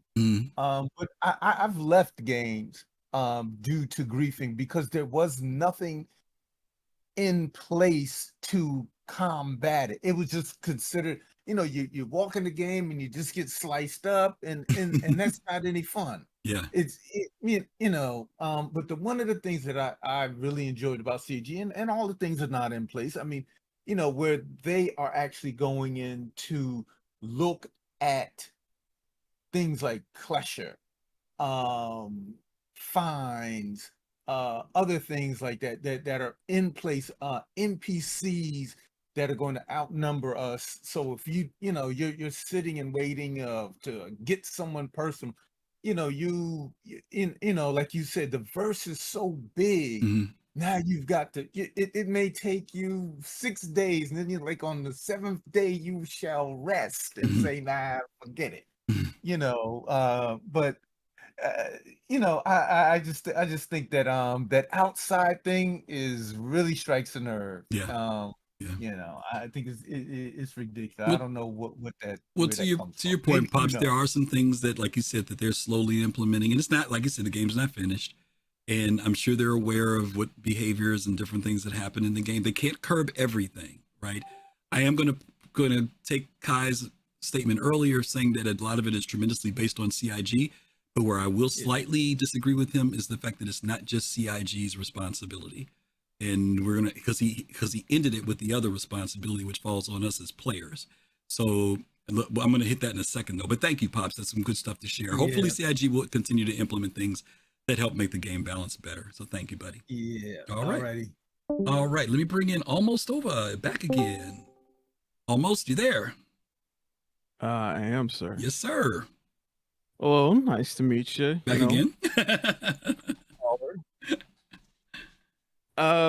So the way I feel about griefing is, and I'm very logical when it comes to things. And I'll give an example of what I believe is and is not griefing. Okay. And I read the Wikipedia that Art linked. So before cargo became physicalized, there's a lot of pirates, even though they didn't really have a job, attacking people in moles and whatnot. Mhm. And they're like, oh, this is piracy. And it's like, well, not really, because if you are attacking a prospector, he's got 15 minutes to make it back to wherever. He ain't got the time for this. He's probably got a minute. He's probably got 45 seconds. He's got that red light blinking, you know? So no, it's not really piracy. You're just kind of griefing because he's going to explode and no one's getting money. Mhm. So my thing on what is griefing is when there is no gain to what you're doing, Mhm. then it becomes griefing. Mhm. Now that they made cargo physicalized and whatnot, now pirates actually have a gameplay loop, and I don't believe that same thing. I believe it if you do it to a prospector, it's kind of griefing unless they're protecting an area, Mhm. right? If they're protecting an area, that's different. That they're not griefing, they're protecting that area. Mhm. But if you're just attacking prospectors and trying to hold them up for money, that's to me that's just griefing. Mm. Because you're not going to get, it's unlikely that you'll get any gain from a prospector Mhm. who's probably got 30 seconds Well, left. here's the deal. I've heard two variants of that. By the way, DK, thank you so much for the sub. We appreciate that. Here's what I've heard. There are the people who will see a guy in a prospector and stop them and say, for example, pay us 100,000 and we'll let you go. That's the gain. The prospector person, particularly if they happen to be mining Quantanium or some other item, as you mentioned, the clock is ticking, they ain't got time. Or maybe they're 3/4 full with whatever they have, and they don't want to lose their ship. They may say, okay, I'll pay you 100,000 because I've got 300,000 worth of stuff in my ship. That could be a form of piracy and gain. The gray line that I think you're pushing down, and I'm not disagreeing with you, I'm saying this is where some people will disagree with you on, is what is gain. If you're looking at gain as profits or profitability in the game, that's one form of gain. Another form of gain is satisfaction, which is intangible. The fact that I was able to do it means that there was some form of gain for me as a pirate. Whether or not it happens, if I blow you up, I gain. If I get the money from you, I gain. As far as they are concerned, it's something esoteric, it's outside. It has nothing to do with the physicalized aspects of the game. So if now let's spin it differently. Let's say I came to you and said, give me 500,000 for your prospector. Now, okay, now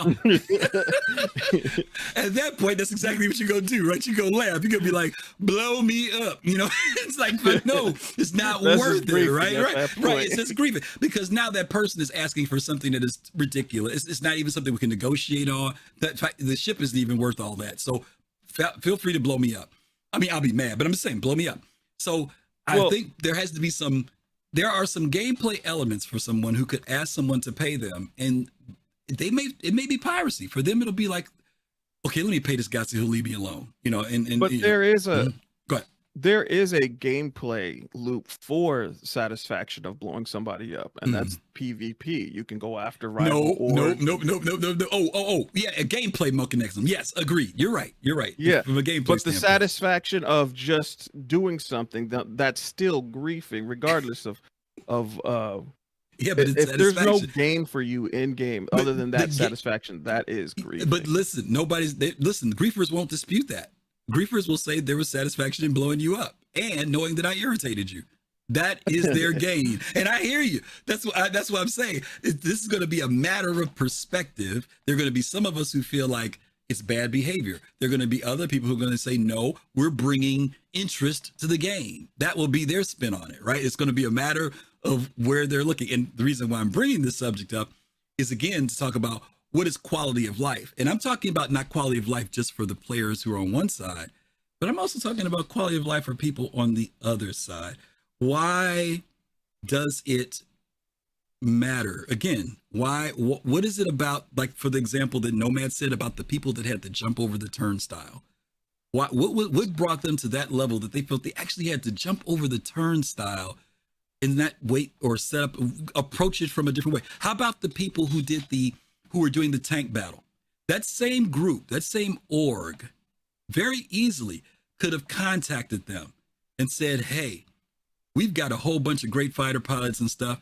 How about for your final scenario, we come in and create all types of havoc and you guys have got to defend yourselves. Everybody could have had fun. They could have had fun blowing up the tanks and going, and the tank people would have had. Why is it that gamers' brains aren't functioning that way? Why is it that it's going in a different space now, that my entertainment is not about us as gamers, but now it's about me ruining somebody else's experience? That's the thing that I'm moving toward. Go ahead. Again, this is, I feel like a lot of people are thinking on the micro scale. You know, once the game comes out fully, who knows what CIG will implement. But there are some things that I think they should definitely implement as far as like bringing down that aspect of being able to grieve. So an example you said earlier, you said if somebody's letting is protecting an area and they're like, I'm going to let everybody through except for that Griff guy. I'm just going to blow him up on spot. All right. I don't think that's griefing. And not because he chose you, but if I imagine if he's, this is, man, I hate to give people ideas, but they're definitely going to get these ones. This sucks, but okay. So I already planned what I'm going to do when the game comes out. I already know what I'm going to do. Okay. And I can already see myself having to pay protection money. Yeah. Not as in, I want an escort through this area, but I imagine orgs aren't, because that's just way too much to have to fly to different systems and whatnot. I imagine orgs are going to set up shop in different systems, different org, different system, and anyone who wants to come through this system, you got to pay, right?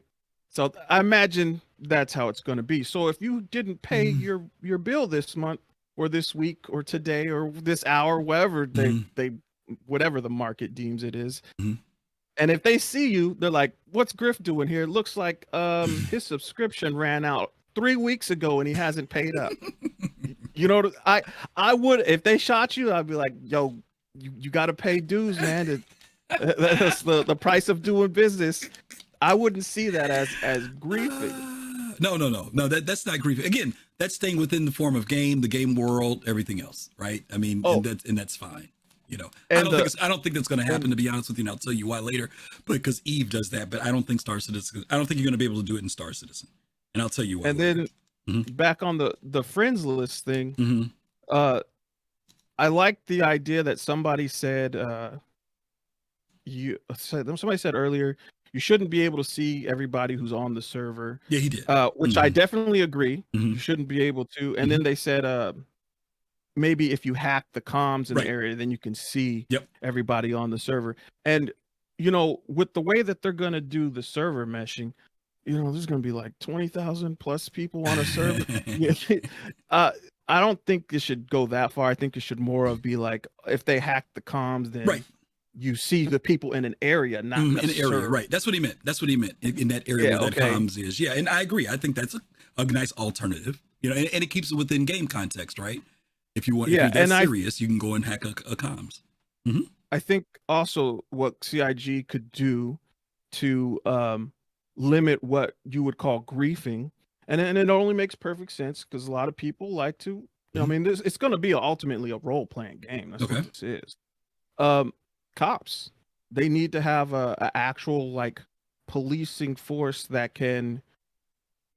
That's their job, is to go out and help police areas. Oh, I've seen whatever in this location. You know, maybe in a certain system, the pirates just far outnumber the police, so they can't even go there. You know, like Pyro, right? Yep. But then, if you have some type of organization that has, let's say, some special privileges that can act as a police force in was it Stanton? In Stanton, then in Stanton they have a little more control and they can help go police areas. In the game, that makes sense. In the game, the advocacy is that, and in fact, advocacy ships used to show up at Port O when you when they would spawn in. They would all the way up to an Idris to protect the area when criminals would show up. So I think that is on the boards. It's just like anything else. Stuff comes in the game, they test it, they pull it out. when you go into Hurston. Like if you notice, whenever you go to Hurston, you don't see a lot of crap going off in Hurston. And my good friend Colossal's good for talking about this, because Hurston is run with an iron fist. If you notice, Hurston security catch you all the time when you go around their station. You go over to Port O, over by Olisar, you can get ganked over there all the time because they don't police like they do over at Hurston up at Everest Harbor. So some of that is going to be what you're saying will definitely be in the game. I think that there will be what you mentioned earlier, not just orgs that police areas, but there will be NPC gangs in areas too. There are going to be some places where players are not going to dominate, for sure. We're still the minority in the game. We are not the majority. And so there's going to be a lot of places that people think they're going to hold. Like I've heard people say, we're going to hold down this system. Yeah, you and what million people? No, it's not going to happen. It's not going to happen because the scale of the system is too big. It's not like Eve. Eve had gates that were very limited in space, and you could very easily control who went in and out of those areas. Wormholes are not gates. They are bigger areas, and there are multiple entrances into systems where Eve was not like, is nowhere near like what they're doing with Star Citizen. But we're going to see. I got to move on because I got a couple more people, but thank you for dropping in, bro. And I'm still going to look at that video later too, okay? Yeah, no right, problem. Thanks. Man. All right, let me get Admiral Kusanagi and Togi. Then we got one more topic we want to hit before, because I got to get out of here. Y'all know I'll be playing Baldur's Gate on Saturday, so I got to get out of here. Admiral, how are you? Oh, is it the Baldur's Gate show now? Is that what's going on? After this, it will be Baldur's Gate, yeah. So what's Baldur's going on? Gate show, stream coming up. No, you guys are making some great points. It's hard to follow up with you guys, and that conversation. I mean, and you're right. When you have something that the community, like when this actual gameplay and that org, which many of us know about, come in with nine A2s, because I know a little bit of specifics here.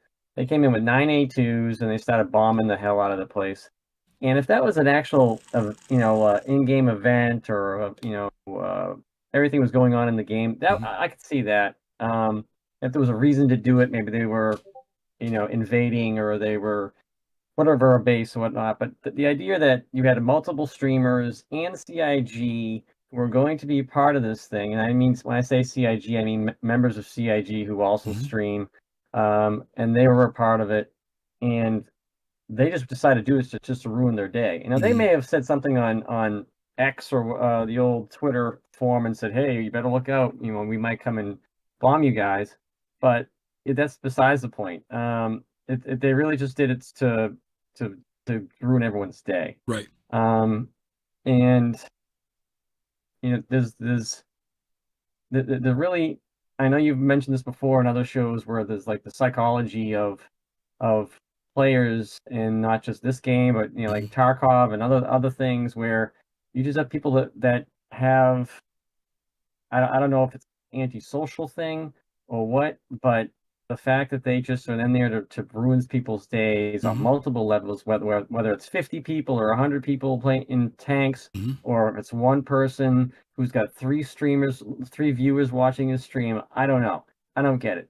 Okay. It's something that they need to put in place to figure this out. I really do think that when this game gets into the length of time that we need to use to play the game, that's when you're going to see people like, whoa, it's taking me 4 hours to get from one system to the other system, and Joe Schmo's over there, and by the time I get to his system, he's going to be probably finished streaming, or maybe someone's going to be on their alt account, and I don't know where the hell they are, right? And I'm like 5 systems away, so I know I'm not going to be able to do it. As soon as the system starts to kind of get feet, it may start and fixing legs. itself. You're gonna see people like, maybe I want to go play Tarkov because I can, I prefer that type of game, or I want to play this TOE or Arena Commander because it's more my thing.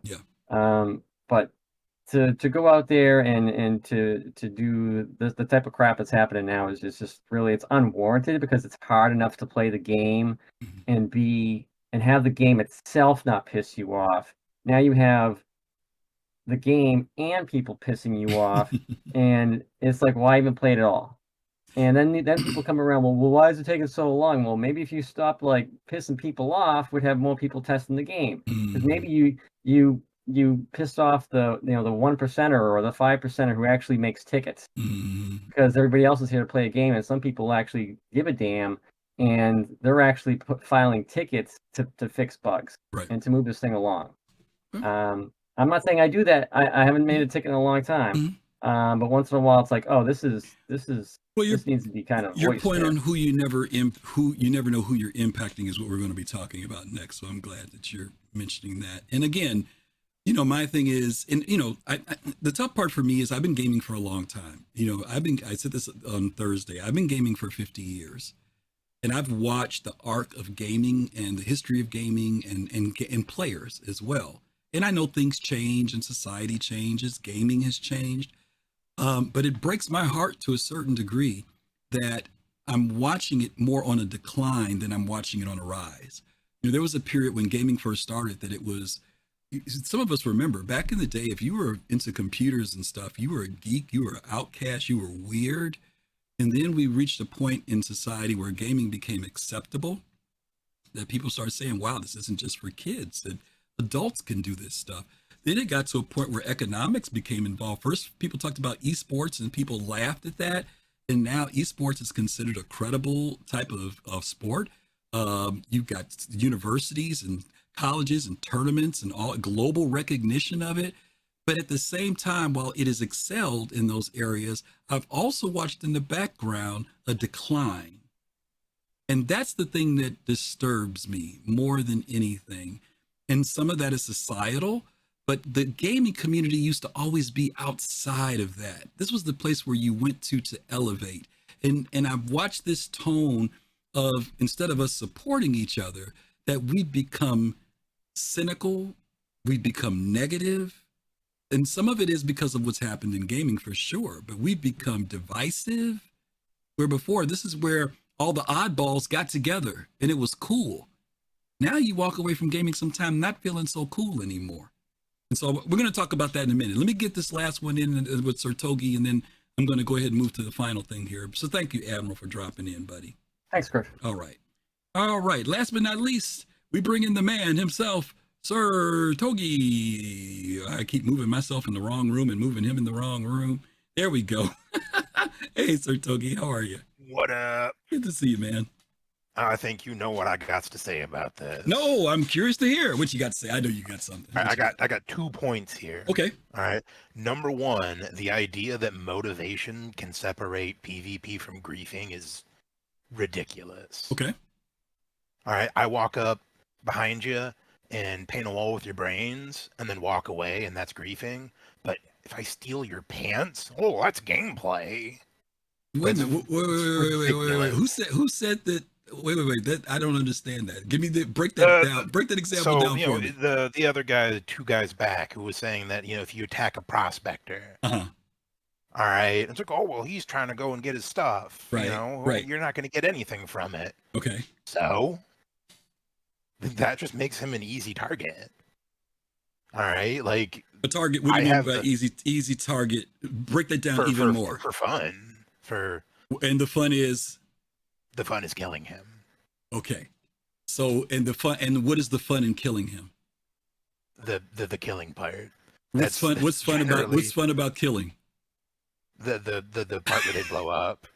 well, see, it's different if you say about blowing up and killing. There's 2 different things. And again, there's nothing wrong with doing that. I'm not against why that. I like the soft death is I get the blow up and then I get the killing. Okay. It's a 2-course meal. Okay. So that's okay. Okay, go ahead. But so what? All right, it's like, oh well, there was no piracy before physicalized cargo. Yes, there was. Yes, there was. There were people doing piracy. That's why I said I gave the example. Right, but I don't need to forewarn you. I don't need to get you to give me money. Mm-hmm. Like, it's a game. Every game has the same goal, the same primary objective, which is what is fun. And is fun relative or subjective? Is it objective or subjective? It's relative. It's relative, definitely. right? So fun is different for everybody. Yep. Okay. I'll agree with that. All right, and go ahead. Number 2. Number 2 is the idea where the guy was talking about his laser tag. Like, that's how a leaderboard works. You were at the top of the leaderboard, right? And whereas you might have been happy slapping noobs every weekend, somebody wanted an actual challenge and came after you. Was his argument against the challenge, or was it about the way the challenge was made? Well, I mean, he said that it wasn't fun for him anymore. But and my question is, was it not fun because he had to try? Nope. Did he say that it wasn't fun because he lost? He said it was. He said it was. Why did he say it was the problem? What did he say the problem was, Togi? I didn't hear a problem. There we go. Heard... Yeah, you didn't hear the problem. The problem was these guys were willing to jump in front of everybody, over the line, go after them, become aggressive, and approach them physically to play them instead of saying, "Hey guys, let's have a match. We like to go against you guys." Yeah, and I mean, in real life, that's maybe a problem. In a game. Wait. They brought real life into the game. You're contradicting yourself. In the game, it's fine. They brought real life into the scenario. That is, it's a game, but it's a game, right? It's a game. Yeah, but check this out. There's a separation. There you go. So why bring real life into that world? Why jump over the turnstiles, Togi? You're saying it's justified to do that? Jump in front of everybody? It's justified to jump in front of everybody else who's waiting in line so that you can get in and do your thing. That's justified. That's the world. If that's the world you want to be in, that's cool. Hey, that's your world. But I don't. If just like I gave the scenario about the griefers who came in and attacked the tank play, they had the prerogative to do what they wanted to do. My question is, why didn't they do it in a gamified way? Why did they go outside of the gamified way of doing it? They literally recruited people outside of the game specifically to go in and destroy a community event. Deliberately. For what reason? Their own personal satisfaction. And that's cool. If that's what they want to consider fun, I'm not going to define what's fun for people. So I think that let me define what game is to me. Okay. When it comes to the laser tag thing. Fair enough. You walk in that building, you're playing the game. You're there to play. Like if it was out in the street, yeah, you're just being you're being a poo-poo head. Right. And you can go away. Mm-hmm. All right. But like you put a leaderboard, here's another way to explain it, right? You've seen Westerns or, samurai movies. Mm-hmm.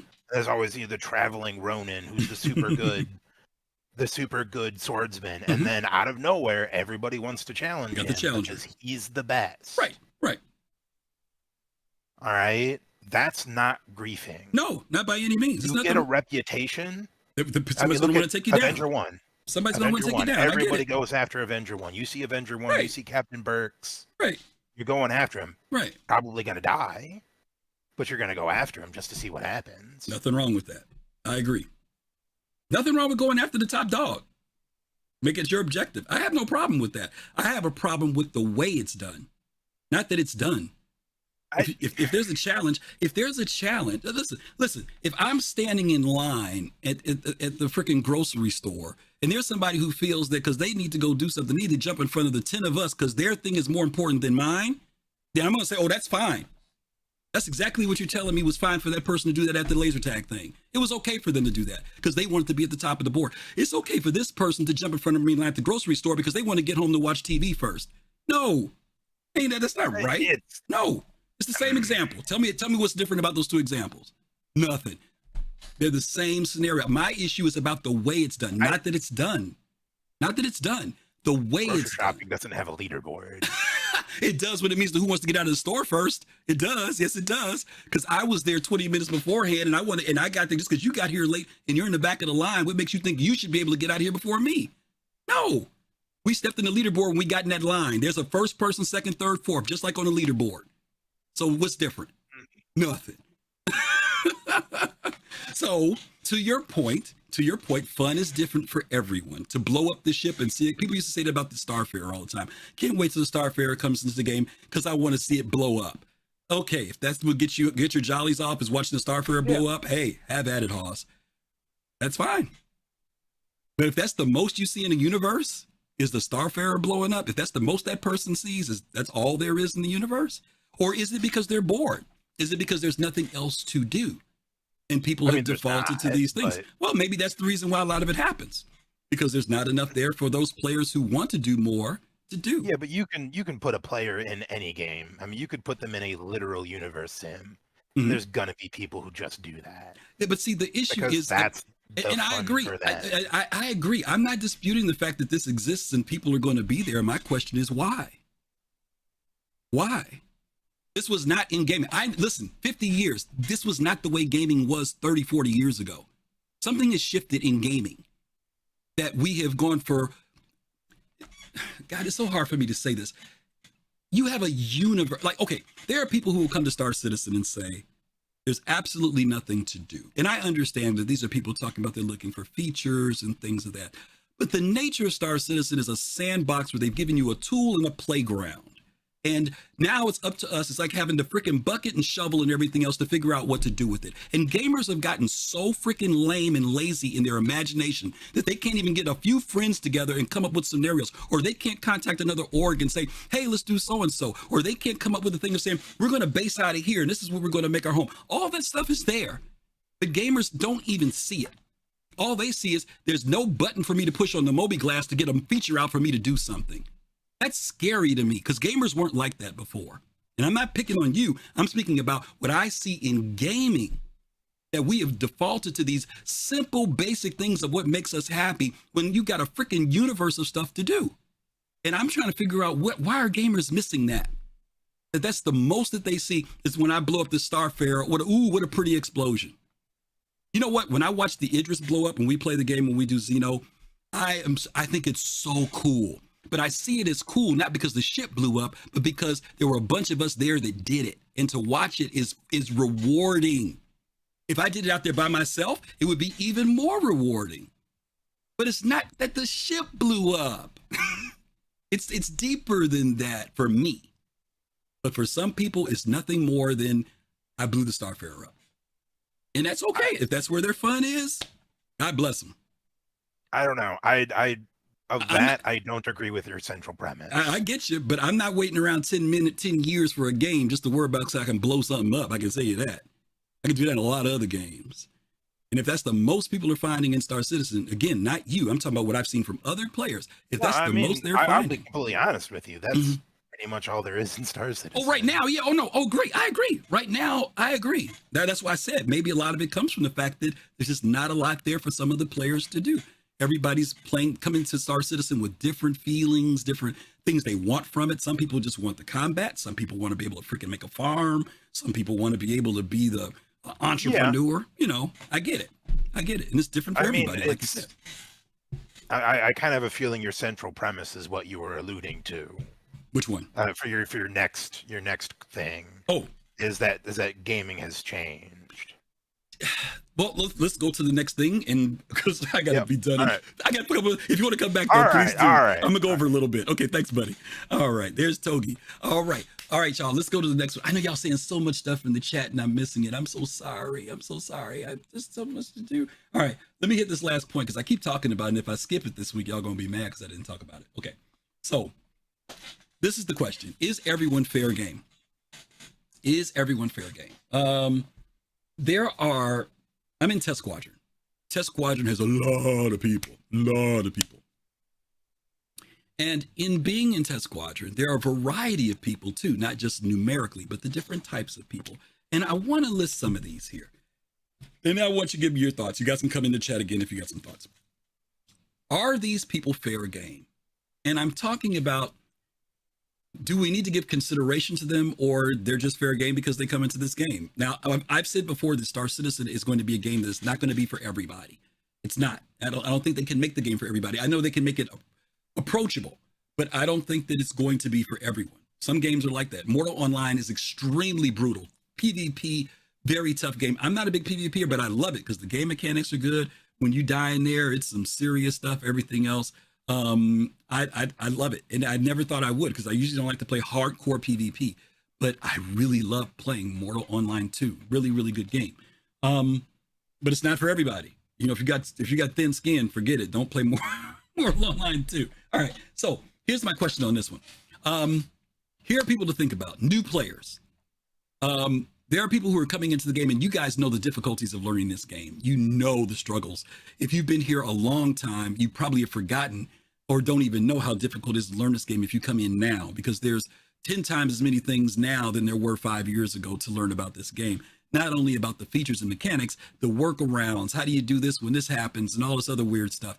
They're just people who are new to science genre that maybe never played Elite or Eve or anything else. You've got all these people here. So that's one thing. The OGs. OGs are OGs that are old gamers. That's me, my demographic. Now, why do I say those people? The OGs have been there and done that, okay? They have been through combat fighting, PvP, PvE. They've done role playing. They've done all that stuff. And they are at a point now where they have done that and they are through with it and ain't interested, okay? They're not interested. They just want to go do something in the game and that's it, okay? That's that particular group of people. Veterans. We have veterans in the game. I am so much aware of the veterans who come to Star Citizen and to gaming in general, who suffer from PTSD. They come to games as a way to de-stress, relax, get away from things, get their mind in a different space. We've got that group of people who are playing the game. There are gamers with disabilities, people who, first of all, they have physical things that make it as difficult for them to play. They have to play at a certain pace. Some people have hearing related issues. Some people have visual issues. Some people actually have physical issues that limit them. And so their pace of gameplay is at a certain level of gameplay. Children with their parents. So many people I've talked to, and these are not my age, folks are younger than me, they're parents in their 30s, whatever, and they've got their kids sitting in the room with them on their lap, or they're sitting with them at the cockpit with the throttles in their hand. They're teaching the kid how to play, and the kid's having a blast, and then somebody comes along, bloom, and blows them up, and as a parent, say, well, that's just the way life is, you know. You know, you've got parents with children who are trying to learn to introduce them into gaming. We've got gamers with limited time. Some people don't have the time. They literally only get an hour, 2, 3 hours to get into the game, try to do something. They try to accomplish something, and something bad happens. We're talking about griefing. We're not talking about PvP. We're not talking about anything like that. Piracy. Not talking about that. I'm talking about people who go after folks who happen to be in these different categories, okay? Streamers. I talked about this a little bit earlier about people with their livelihood. This is how they make their money. This is how they're supporting their family. They pay their bills, and people go after them and basically make it so that it gets so bad that they have to literally maybe even stop their stream, okay? That's another group of folks that we talked about a little bit earlier. Community events. We touched on that a little bit. The event that happened with the tank battles. There's been other events that have happened. The Emo Esports has had things happen where they try to set up something to bring in the community. Maybe even CIG is sponsoring it and supporting it. People are looking forward to it. Weeks of advertising, marketing, and blah, blah, blah. Folks come in. We got literally dozens of hours, if not maybe even hundreds of hours for some teams who practice with their racing. They've been spending the time to try to win a race, and then people come in and basically outside of the game and introduce something that totally, all that hard work that they were doing is gone. And then, of course, their organization event planners, people in their orgs who want to set up something for their orgs. Don't get me wrong, if it's an org, it's a little bit different. Orgs, you have to be on par and ready for things to happen.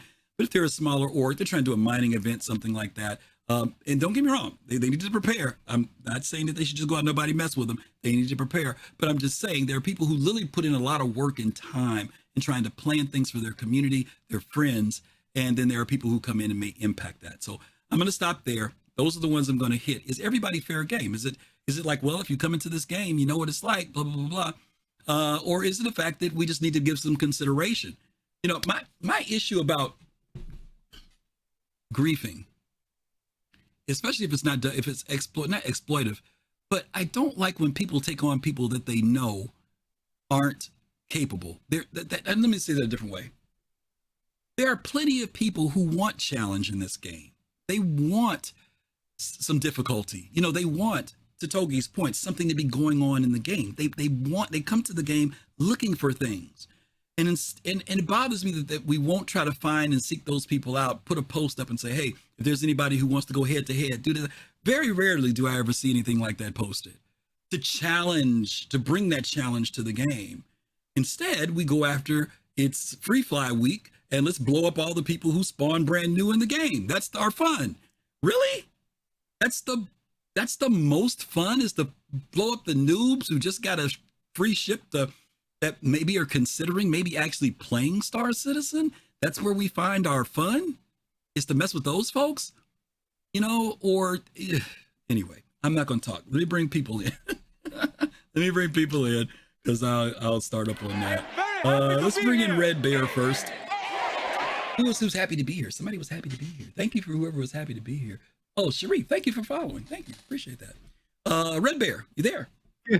Hey, Oh, yeah. Hey. Yeah, to to break the ice, I say everybody's fair game. Okay. Why? Because as soon as you see someone flying a ship, you don't know if it is an experienced fighter or not. True. You can just guess. True. You know, and you're not going to wait for if he's going to shoot you. Right. It's him or you. It's that simple. Okay. And that's why, yeah. Well, if you have not a lot of time, yeah. Okay. I hate to break it to it, but maybe you should play a different game. Okay. Okay. Yeah, it's very harsh.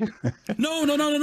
Again, remember I said when I opened this up, I said Star Citizen is not going to be for everybody, right? And I even talked about, when I play Mortal Online, it's a very brutal game, very difficult, and if you've got thin skin, all I'm raising these issues up about are considerations. You're right. There's no way of knowing if it's a veteran flying that ship. You know what I'm saying? What I am saying is there an awareness that there are different types of people who are coming to our game world? And my question is, are those, I'm putting these out here for people to think about. I'm not saying, hey, don't shoot because you might have a guy with his kid sitting on his lap. I'm not saying that at all. I'm just saying these are other realities. Yeah, you don't know. You don't know. And you pointed this kid. I sometimes let my little nephew, he's about 9 now, play this game. And then he gets blown up and then he just laughs. I mean, come on, man. Get a bit of a spine. Yeah. If you cannot take he'll learn. He'll learn in time. Yeah, he says like, "Oh, you don't mind, right?" I said, "No, he will respawn again." Yeah, there you go. Get him back in the game. Okay, Red. Thank you, brother. There you go. All right. Yes. Let me bring in Pops in Space next. Pops. You there? Pops. Yeah. Yep. Talk quick. Oh, okay. Yeah, I mean, it's a tough, whether or not it's off limits. That is a tough one. Okay. I don't really think I have an answer for that one. But what I will say is this: you can prepare. Okay. You can learn how to fly. Right. Go into the arenas and learn how to fly. Yep. Learn to defend yourself. Right. I think one of the things that this game has is that damn it just left my mind, the system where you can go in and buddy up. Yeah. And somebody can guide you through. But I mean, it's still a risk to it, but at least you're going with someone. Yeah. Agreed. So I think those things that are put into place to help that can help, right? Is a great factor. Absolutely. Again, everybody's open when you come into a game. Yeah. And that you have to deal with it, but they have good things in practice in place to do that. Yeah, here's the deal. I'm not saying don't fire at people, don't shoot at people. God knows I'm not saying that. In this game, this universe can be dangerous, right? Part of being in the universe, though, why the universe is dangerous right now is because of us. I mean, other than 30Ks, and that's okay. And again, I'm not saying do you need to hail somebody and say, hey, do you have PTSD? So I'll know whether or not you can do that. I'm not saying that at all. I'm not saying it. I have all kind of flags on me. Because here's the deal. I'm just saying, and to your point, people need to prepare. People need to know how the game is, right? They need to understand the environment of the game. And the question becomes, how do you keep the game welcoming so that people can come in and do that and learn and play? Learning is also by failure. Learning is not about always being successful in what you do, right? You do a mining operation or whatever, and it fails or you get attacked. There's a learning process where it's not losing. You win in the sense of, okay, I learned something on how to do. Again, I'm not going against PvP, piracy, any of that stuff. I'm talking about deliberate acts that are personal against people, and you don't realize that maybe these are some things with these people that you just don't know. For that person who brings their kid in on free fly day because they didn't, they don't have an account for their kid. They got their kid there learning the game, and the kid doesn't even get off the ramp, and you pad ram them, right? And the kid's like, "What did I do wrong?" You see what I'm saying? I'm saying there's griefing things that can impact people in a negative way beyond just the aspect of, moving into something, moving beyond it. I got to show a couple more things, Pops. Dang, I don't have enough time. I'm running late. I'm out. I'm holding up. No, I'm holding up my Baldur's Gate group. All right, Pops. Let me get a couple more things in here real quick. And I didn't show these yet, guys. I know there's some folks in the queue. I got to show these real quick, okay? This is on an article that was in CNET, okay? And it was talking about online gamers. As online game companies court new and wider audiences, many are running into an old problem, which is griefers, a small but seemingly eradicable set of players who want nothing more than to murder, loot, and otherwise frustrate the heck out of everyone else. Now, mind you, nothing wrong with murder and looter and all the other stuff, okay? We're talking about doing it deliberately just to irritate people, okay? Social miscreants can do more than ruin the game. For better behaved competitors, they can hurt game companies' bottom line by driving away customers and burning up support lines. Problems related to grief players often account for 25% or more of customer service calls, according to game publishers. So the other side of the coin is this is the bottom line. Now, do we care about whether or not people are turned off and don't want to play the game because when they tried to learn it, they already got to deal with the 30Ks and the bugs, which is a big turnoff. We already know that. But if griefing is added on top of that, are we impacted revenue that's coming in for the game to be developed? And are we cutting off our own necks eventually because the thing gets reputation of being so toxic that players don't want to play it? Now, don't get me wrong. I played Eve for 7 years. Eve is an intense game. You guys know that about Eve. You cannot be thin-skinned with Eve. But the Eve has built itself upon that reputation and it has a certain amount of people. It doesn't have millions of people playing it because it is that type of game, but that's what Eve is. Let me go on to the next thing here. Dissecting griefer dysfunction. Such behavior may not be strictly against the rules of the game, but it violates a social contract between players and can quickly send new players packing for the real world. People come to the game to get away from madness, and then they come to the game and find madness, and they decide to say, well, go back to the real world, okay? John Suller, a psychologist at Rider University in Lawrenceville, has studied deviant behavior in online game communities and found that griefers fall into two basic camps. Some of them are kind of antisocial types where their cause is to fight the authority figure, Suller says. They take more pleasure in the grief they cause for the company that runs the game. They may stem back to difficult relations with parents and authority figures. There was somebody who I once talked to before, and I asked them what was their beef that they had? Why did they grieve? And their response actually was they had an axe to grind against the company, specifically against Chris Roberts. And that was why they grieved. It had nothing to do with gameplay, had nothing to do with anything. There was actually a personal angst and gripe that they had against Chris Roberts. And because of that, they said that's why they did what they did in the game. And I was like, wow, that's deep. Okay. Last but not least, for the other basic type of griefer, it's personal. Sometimes it's just a matter of wanting to hurt other people, cause grief for them, Suller said.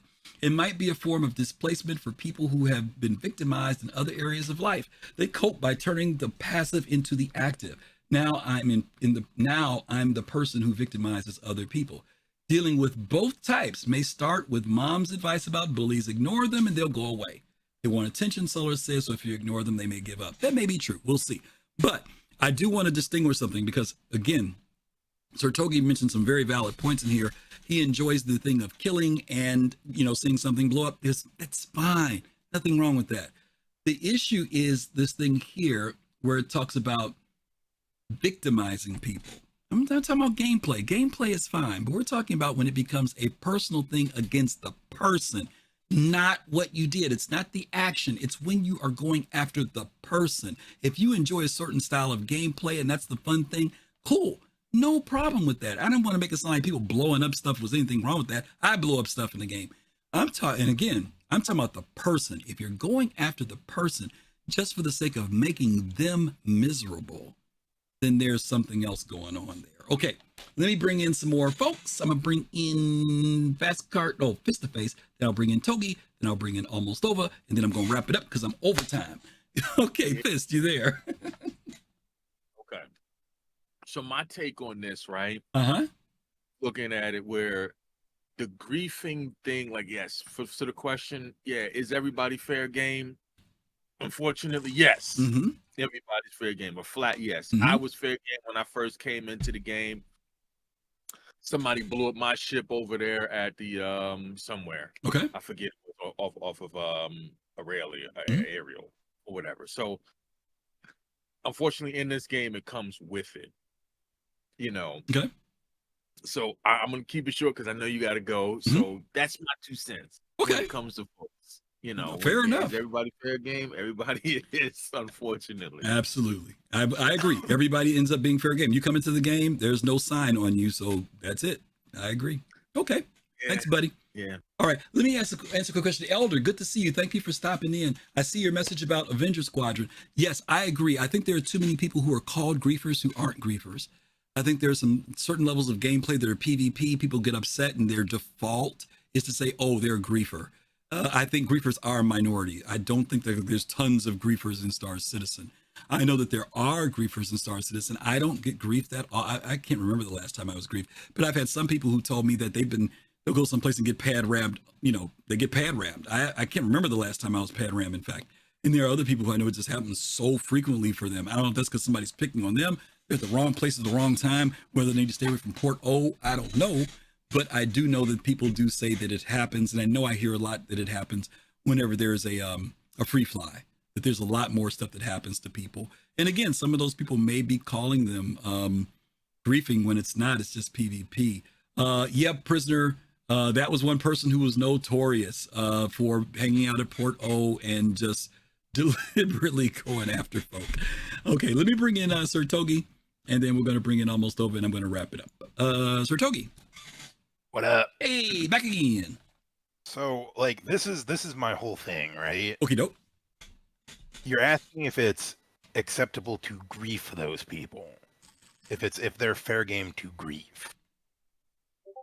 And I think what you're saying actually is it okay to engage in non-consensual PvP? Nope. And I'm gonna tell you why. The obvious answer be let me tell you, because as a definition, wouldn't griefing be existing outside of game mechanics? That's part of the answer, but that is not what I'm asking. Just so you'll know, because I'm not. And if I'm phrasing it that way, let me clarify, because I don't want people to think that's what I'm saying. This is what I'm saying. When I ask the question, is everyone fair game? I'm saying here are a bunch of different people, and the key word here is fair. The term fair game, it was actually an old hunting phrase that meant that when you went out hunting, right, there were some things you know what it means. But I'm saying it for the audience. It meant that there were some things you could hunt and some things you couldn't hunt. Okay, so so my point is that, and again, there's no way of knowing.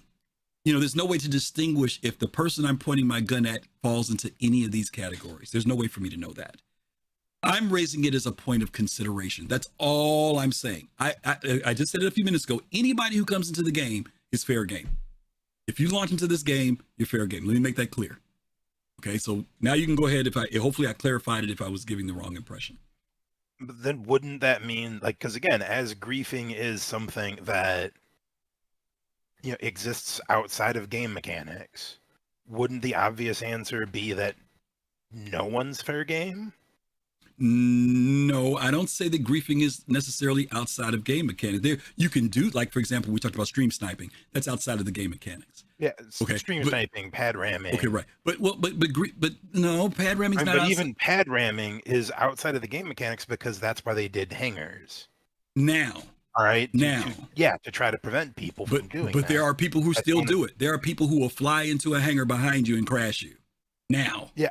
Even with and again, that's that is specifically unintended gameplay. It's unintended. It is unintended. Okay. Yes, so if we take that as the definition of griefing, then again, the obvious answer is that no one's fair game to it. No, that's everyone's fair game to non-consensual PvP. True. Okay, True. but griefing, at least from the way that I've always thought about it, exists in a territory that, if done with frequency, can get you banned. True. Because it is outside of, like, pad ramming. somebody gets bad for pandrabbing, like yeah, bad rubbish and all that, Yeah. whatnot. Yeah. True. Yes. But yeah, I just Mhm. I think that a lot of people are confusing non-consensual PvP with griefing. True. I agree, and that's why I said PvP people. I think there are less griefers. I think there are people who will label somebody a griefer when they're not. They're really just doing but I PvP. also think that some of the people that are coming in here saying yes to this are using that from a framework that griefing is non-consensual PvP. Because even I don't think anybody said that. Nobody. I would say. I don't think. I mean, the last two people have said that. No, they said that they believe that everyone's fair game. That's all they said. Yeah, and I would say that no one. Oh, well, you say no one is okay. Under the aspect of griefing. Yes. Yeah. Oh, okay. Yes. Okay. I get it now. No one is fair game. I get what you're saying. I get what you're saying now. Okay. To griefing. I got you. Okay. Oh, point made. Thank you, brother. Yep. All righty. Last but not least, almost over. BG people, I'm coming. Almost over. You there? Hey, buddy. Hey, bit. Yeah. Okay. So, to your story earlier about you saying it's scary because people couldn't get some friends together and make up a gameplay type deal. Mm-hmm. I have a story that reminded me of that. Okay. I've met at least like 4 or 5 people like this. People who like, let's say, killing the weaker, right? Going after those prospectors. I've met at least 5 people like this. Minimum 5 people I've added to my friends list. Okay. They'll advertise, hey, I'll hunt Quantanium in wherever area for you. 40K. Yeah. And they'll go out and kill other prospectors in the area and be like, hey, found some quant. I mean, then I would not call that griefing in the least bit. They are gaining something out of it. They're using what they like to do to their advantage, so it doesn't in a more fall creative, under that category. In a more creative way. Yes, very creative way. I've met so many people like that. For the fair game thing, I don't think anyone can disagree that everybody is fair game. I got about 9 of my friends into this game. We all joined. I forget how long ago. About a year ago. Okay. It was like in February or something like that during some free fly event. Okay. And I got a hammerhead out and 2 sentinels, and we went and did ERTs. Okay. And while we were doing ERTs, we were over there by the hangout spot for PvPers. People descended upon us, and we had to fight for our lives, and we lost bad, but it was fun. But it was fun. Yeah, like it was fun. My friends, out of all the stuff, because it was so buggy, out of all the stuff, that was the thing they remember the most. They loved that random. Yeah. There's the first time they didn't know how to use the turrets. I had to tell them all the buttons to press. That was what they remember from the game is, man, we went out there and this big old hammerhead. Suddenly we were attacked by like 15 guys, and we took a couple out, but man, we got our butts kicked. So the fair game, everyone's fair game. No, that's however, good point. I will say, fair game shouldn't be something that the players should have to think about. Everyone should be fair game. Everyone's on the table. But CIG should take it upon themselves, and this is how I thought it was going to be anyway, to have a solar system with training wheels. So an example would be a system where you can make a little bit of money. You can travel around. Let's say Stanton was the place with training wheels. There's no fighting, no combat. You can't attack. It's just to get your feet wet. Yeah. But once you leave Stanton, you better be prepared. Yeah. Because now you're fair game for everybody. So I do think they should have a training wheel solar system. Mortal Online has the opening city where you start, where you can still die. But it's not. It's all PvE when you're there, right? And you can start building. It's a skill-based game. You can start building your preliminary skills. You can start figuring out, do I want to be this kind of fighter or this kind of wizard or whatever? And then once you get to a place where you're comfortable, you launch into the live thing. And then when you're in there, it's all bets off. So they do have something like that in there. I think Star Citizen has implied that they're going to have something like that, where there will be certain systems that'll be 90% safe versus those that are 0% safe. So, you know, you will be able to, even if you just want to stay in those systems, they won't be starter systems, but they'll be much safer systems that you can be in, you know. I see a bunch of people saying like Terra and whatnot. So if you're a new player, let's say I'm a new account, fresh account, then they should have a system in place that detects that, and you know how right now it lets us choose our starting system. Yeah. Well, if you have an older account, then yeah, by all means let the veterans choose whatever system they want to start in. But I do think for new accounts, so it doesn't like immediately shut them off. You know, if they accidentally pick Pyro, right? Yeah. And they're never played the game, they're gonna hate this game. Yeah. You know, you don't want to just throw them into the fire like that. Yeah. So it would just automatically, you would maybe go through some type of quest chain system that once you get far, let's say it starts you off at Terra, and then you get far enough through some quest chain system, then it allows you to change your starting location or whatever. Yeah, makes sense. Okay. All right, buddy. That's what I appreciate you. Down. Thanks for coming in again. All right. Yeah, no problem. Have a good weekend. All right. Good suggestions, good ideas, lots of great conversation. Good stuff on both sides. Thank you guys so much for your time. Really appreciate you all being here. I am late today. Pardon me. Please forgive me, BG buddies. I'm so sorry I'm running over. I thought I was going to be on time tonight. We are going to start getting ready to wrap this up. Let's talk about what we got coming up on tomorrow. As you guys know, before I go into that, let me go into this first. Today's Podset Saturday. As you guys know, this is our time where we partner with other community streamers. Paul Shelley at the Astro Pub with Captain's Table, which will be on at 6 p.m. Eastern time. And then following that will be Relay, the OGs of Star Citizen. They come on at 9 p.m. Eastern time. So definitely want you guys to check them out so you can have a full afternoon and evening of nothing but Star Citizen goodness that you could talk about. And then on tomorrow, 8 p.m. Eastern time, we're going to be doing our show called Merchandise Mart. We are going to be talking about the merchandise that CIG, Cloud Imperium Games, has advertised and sold, and maybe some ideas of things that you would like to see. Over the years, there's a lot of stuff out there, stuff that I actually forgot about that CIG has produced for us to collect over time. Some stuff I know you guys have, some stuff you've thought about getting, some stuff you're like, I'm not paying for that. But we're going to go through all of that on tomorrow. There's no way I can pull all the merchandise, gang. There's a lot of stuff. I'm like, oh my God, there's some stuff I forgot about. But we are going to do that tomorrow and show you guys some examples of things. So hopefully you'll be able to join us tomorrow at 8 p.m. Eastern time for that. Whew. Okay, got all that said and done. We are ready to head out to our raid. And today we are raiding our good friend, Paul Shelley at the Astro PUB, the Astro Pub. When you guys get over there with Paul, let him know that you said, oh my God, you guys, we went over our thing for St. Jude. We are $2,625. You guys are wonderful. We're only $375 away from the $3,000 12-hour live stream. Thank you for those who donated. I just happened to look over and see it. You guys are amazing. Thank you so much for St. Jude Children's Hospital. Woot, woot, woot. You guys are awesome. Okay, good way to close out the show. Thank you guys again for all the conversation. As always, stay safe, take care of yourselves, and until we see you guys next time, peace, love, and soul. See you later.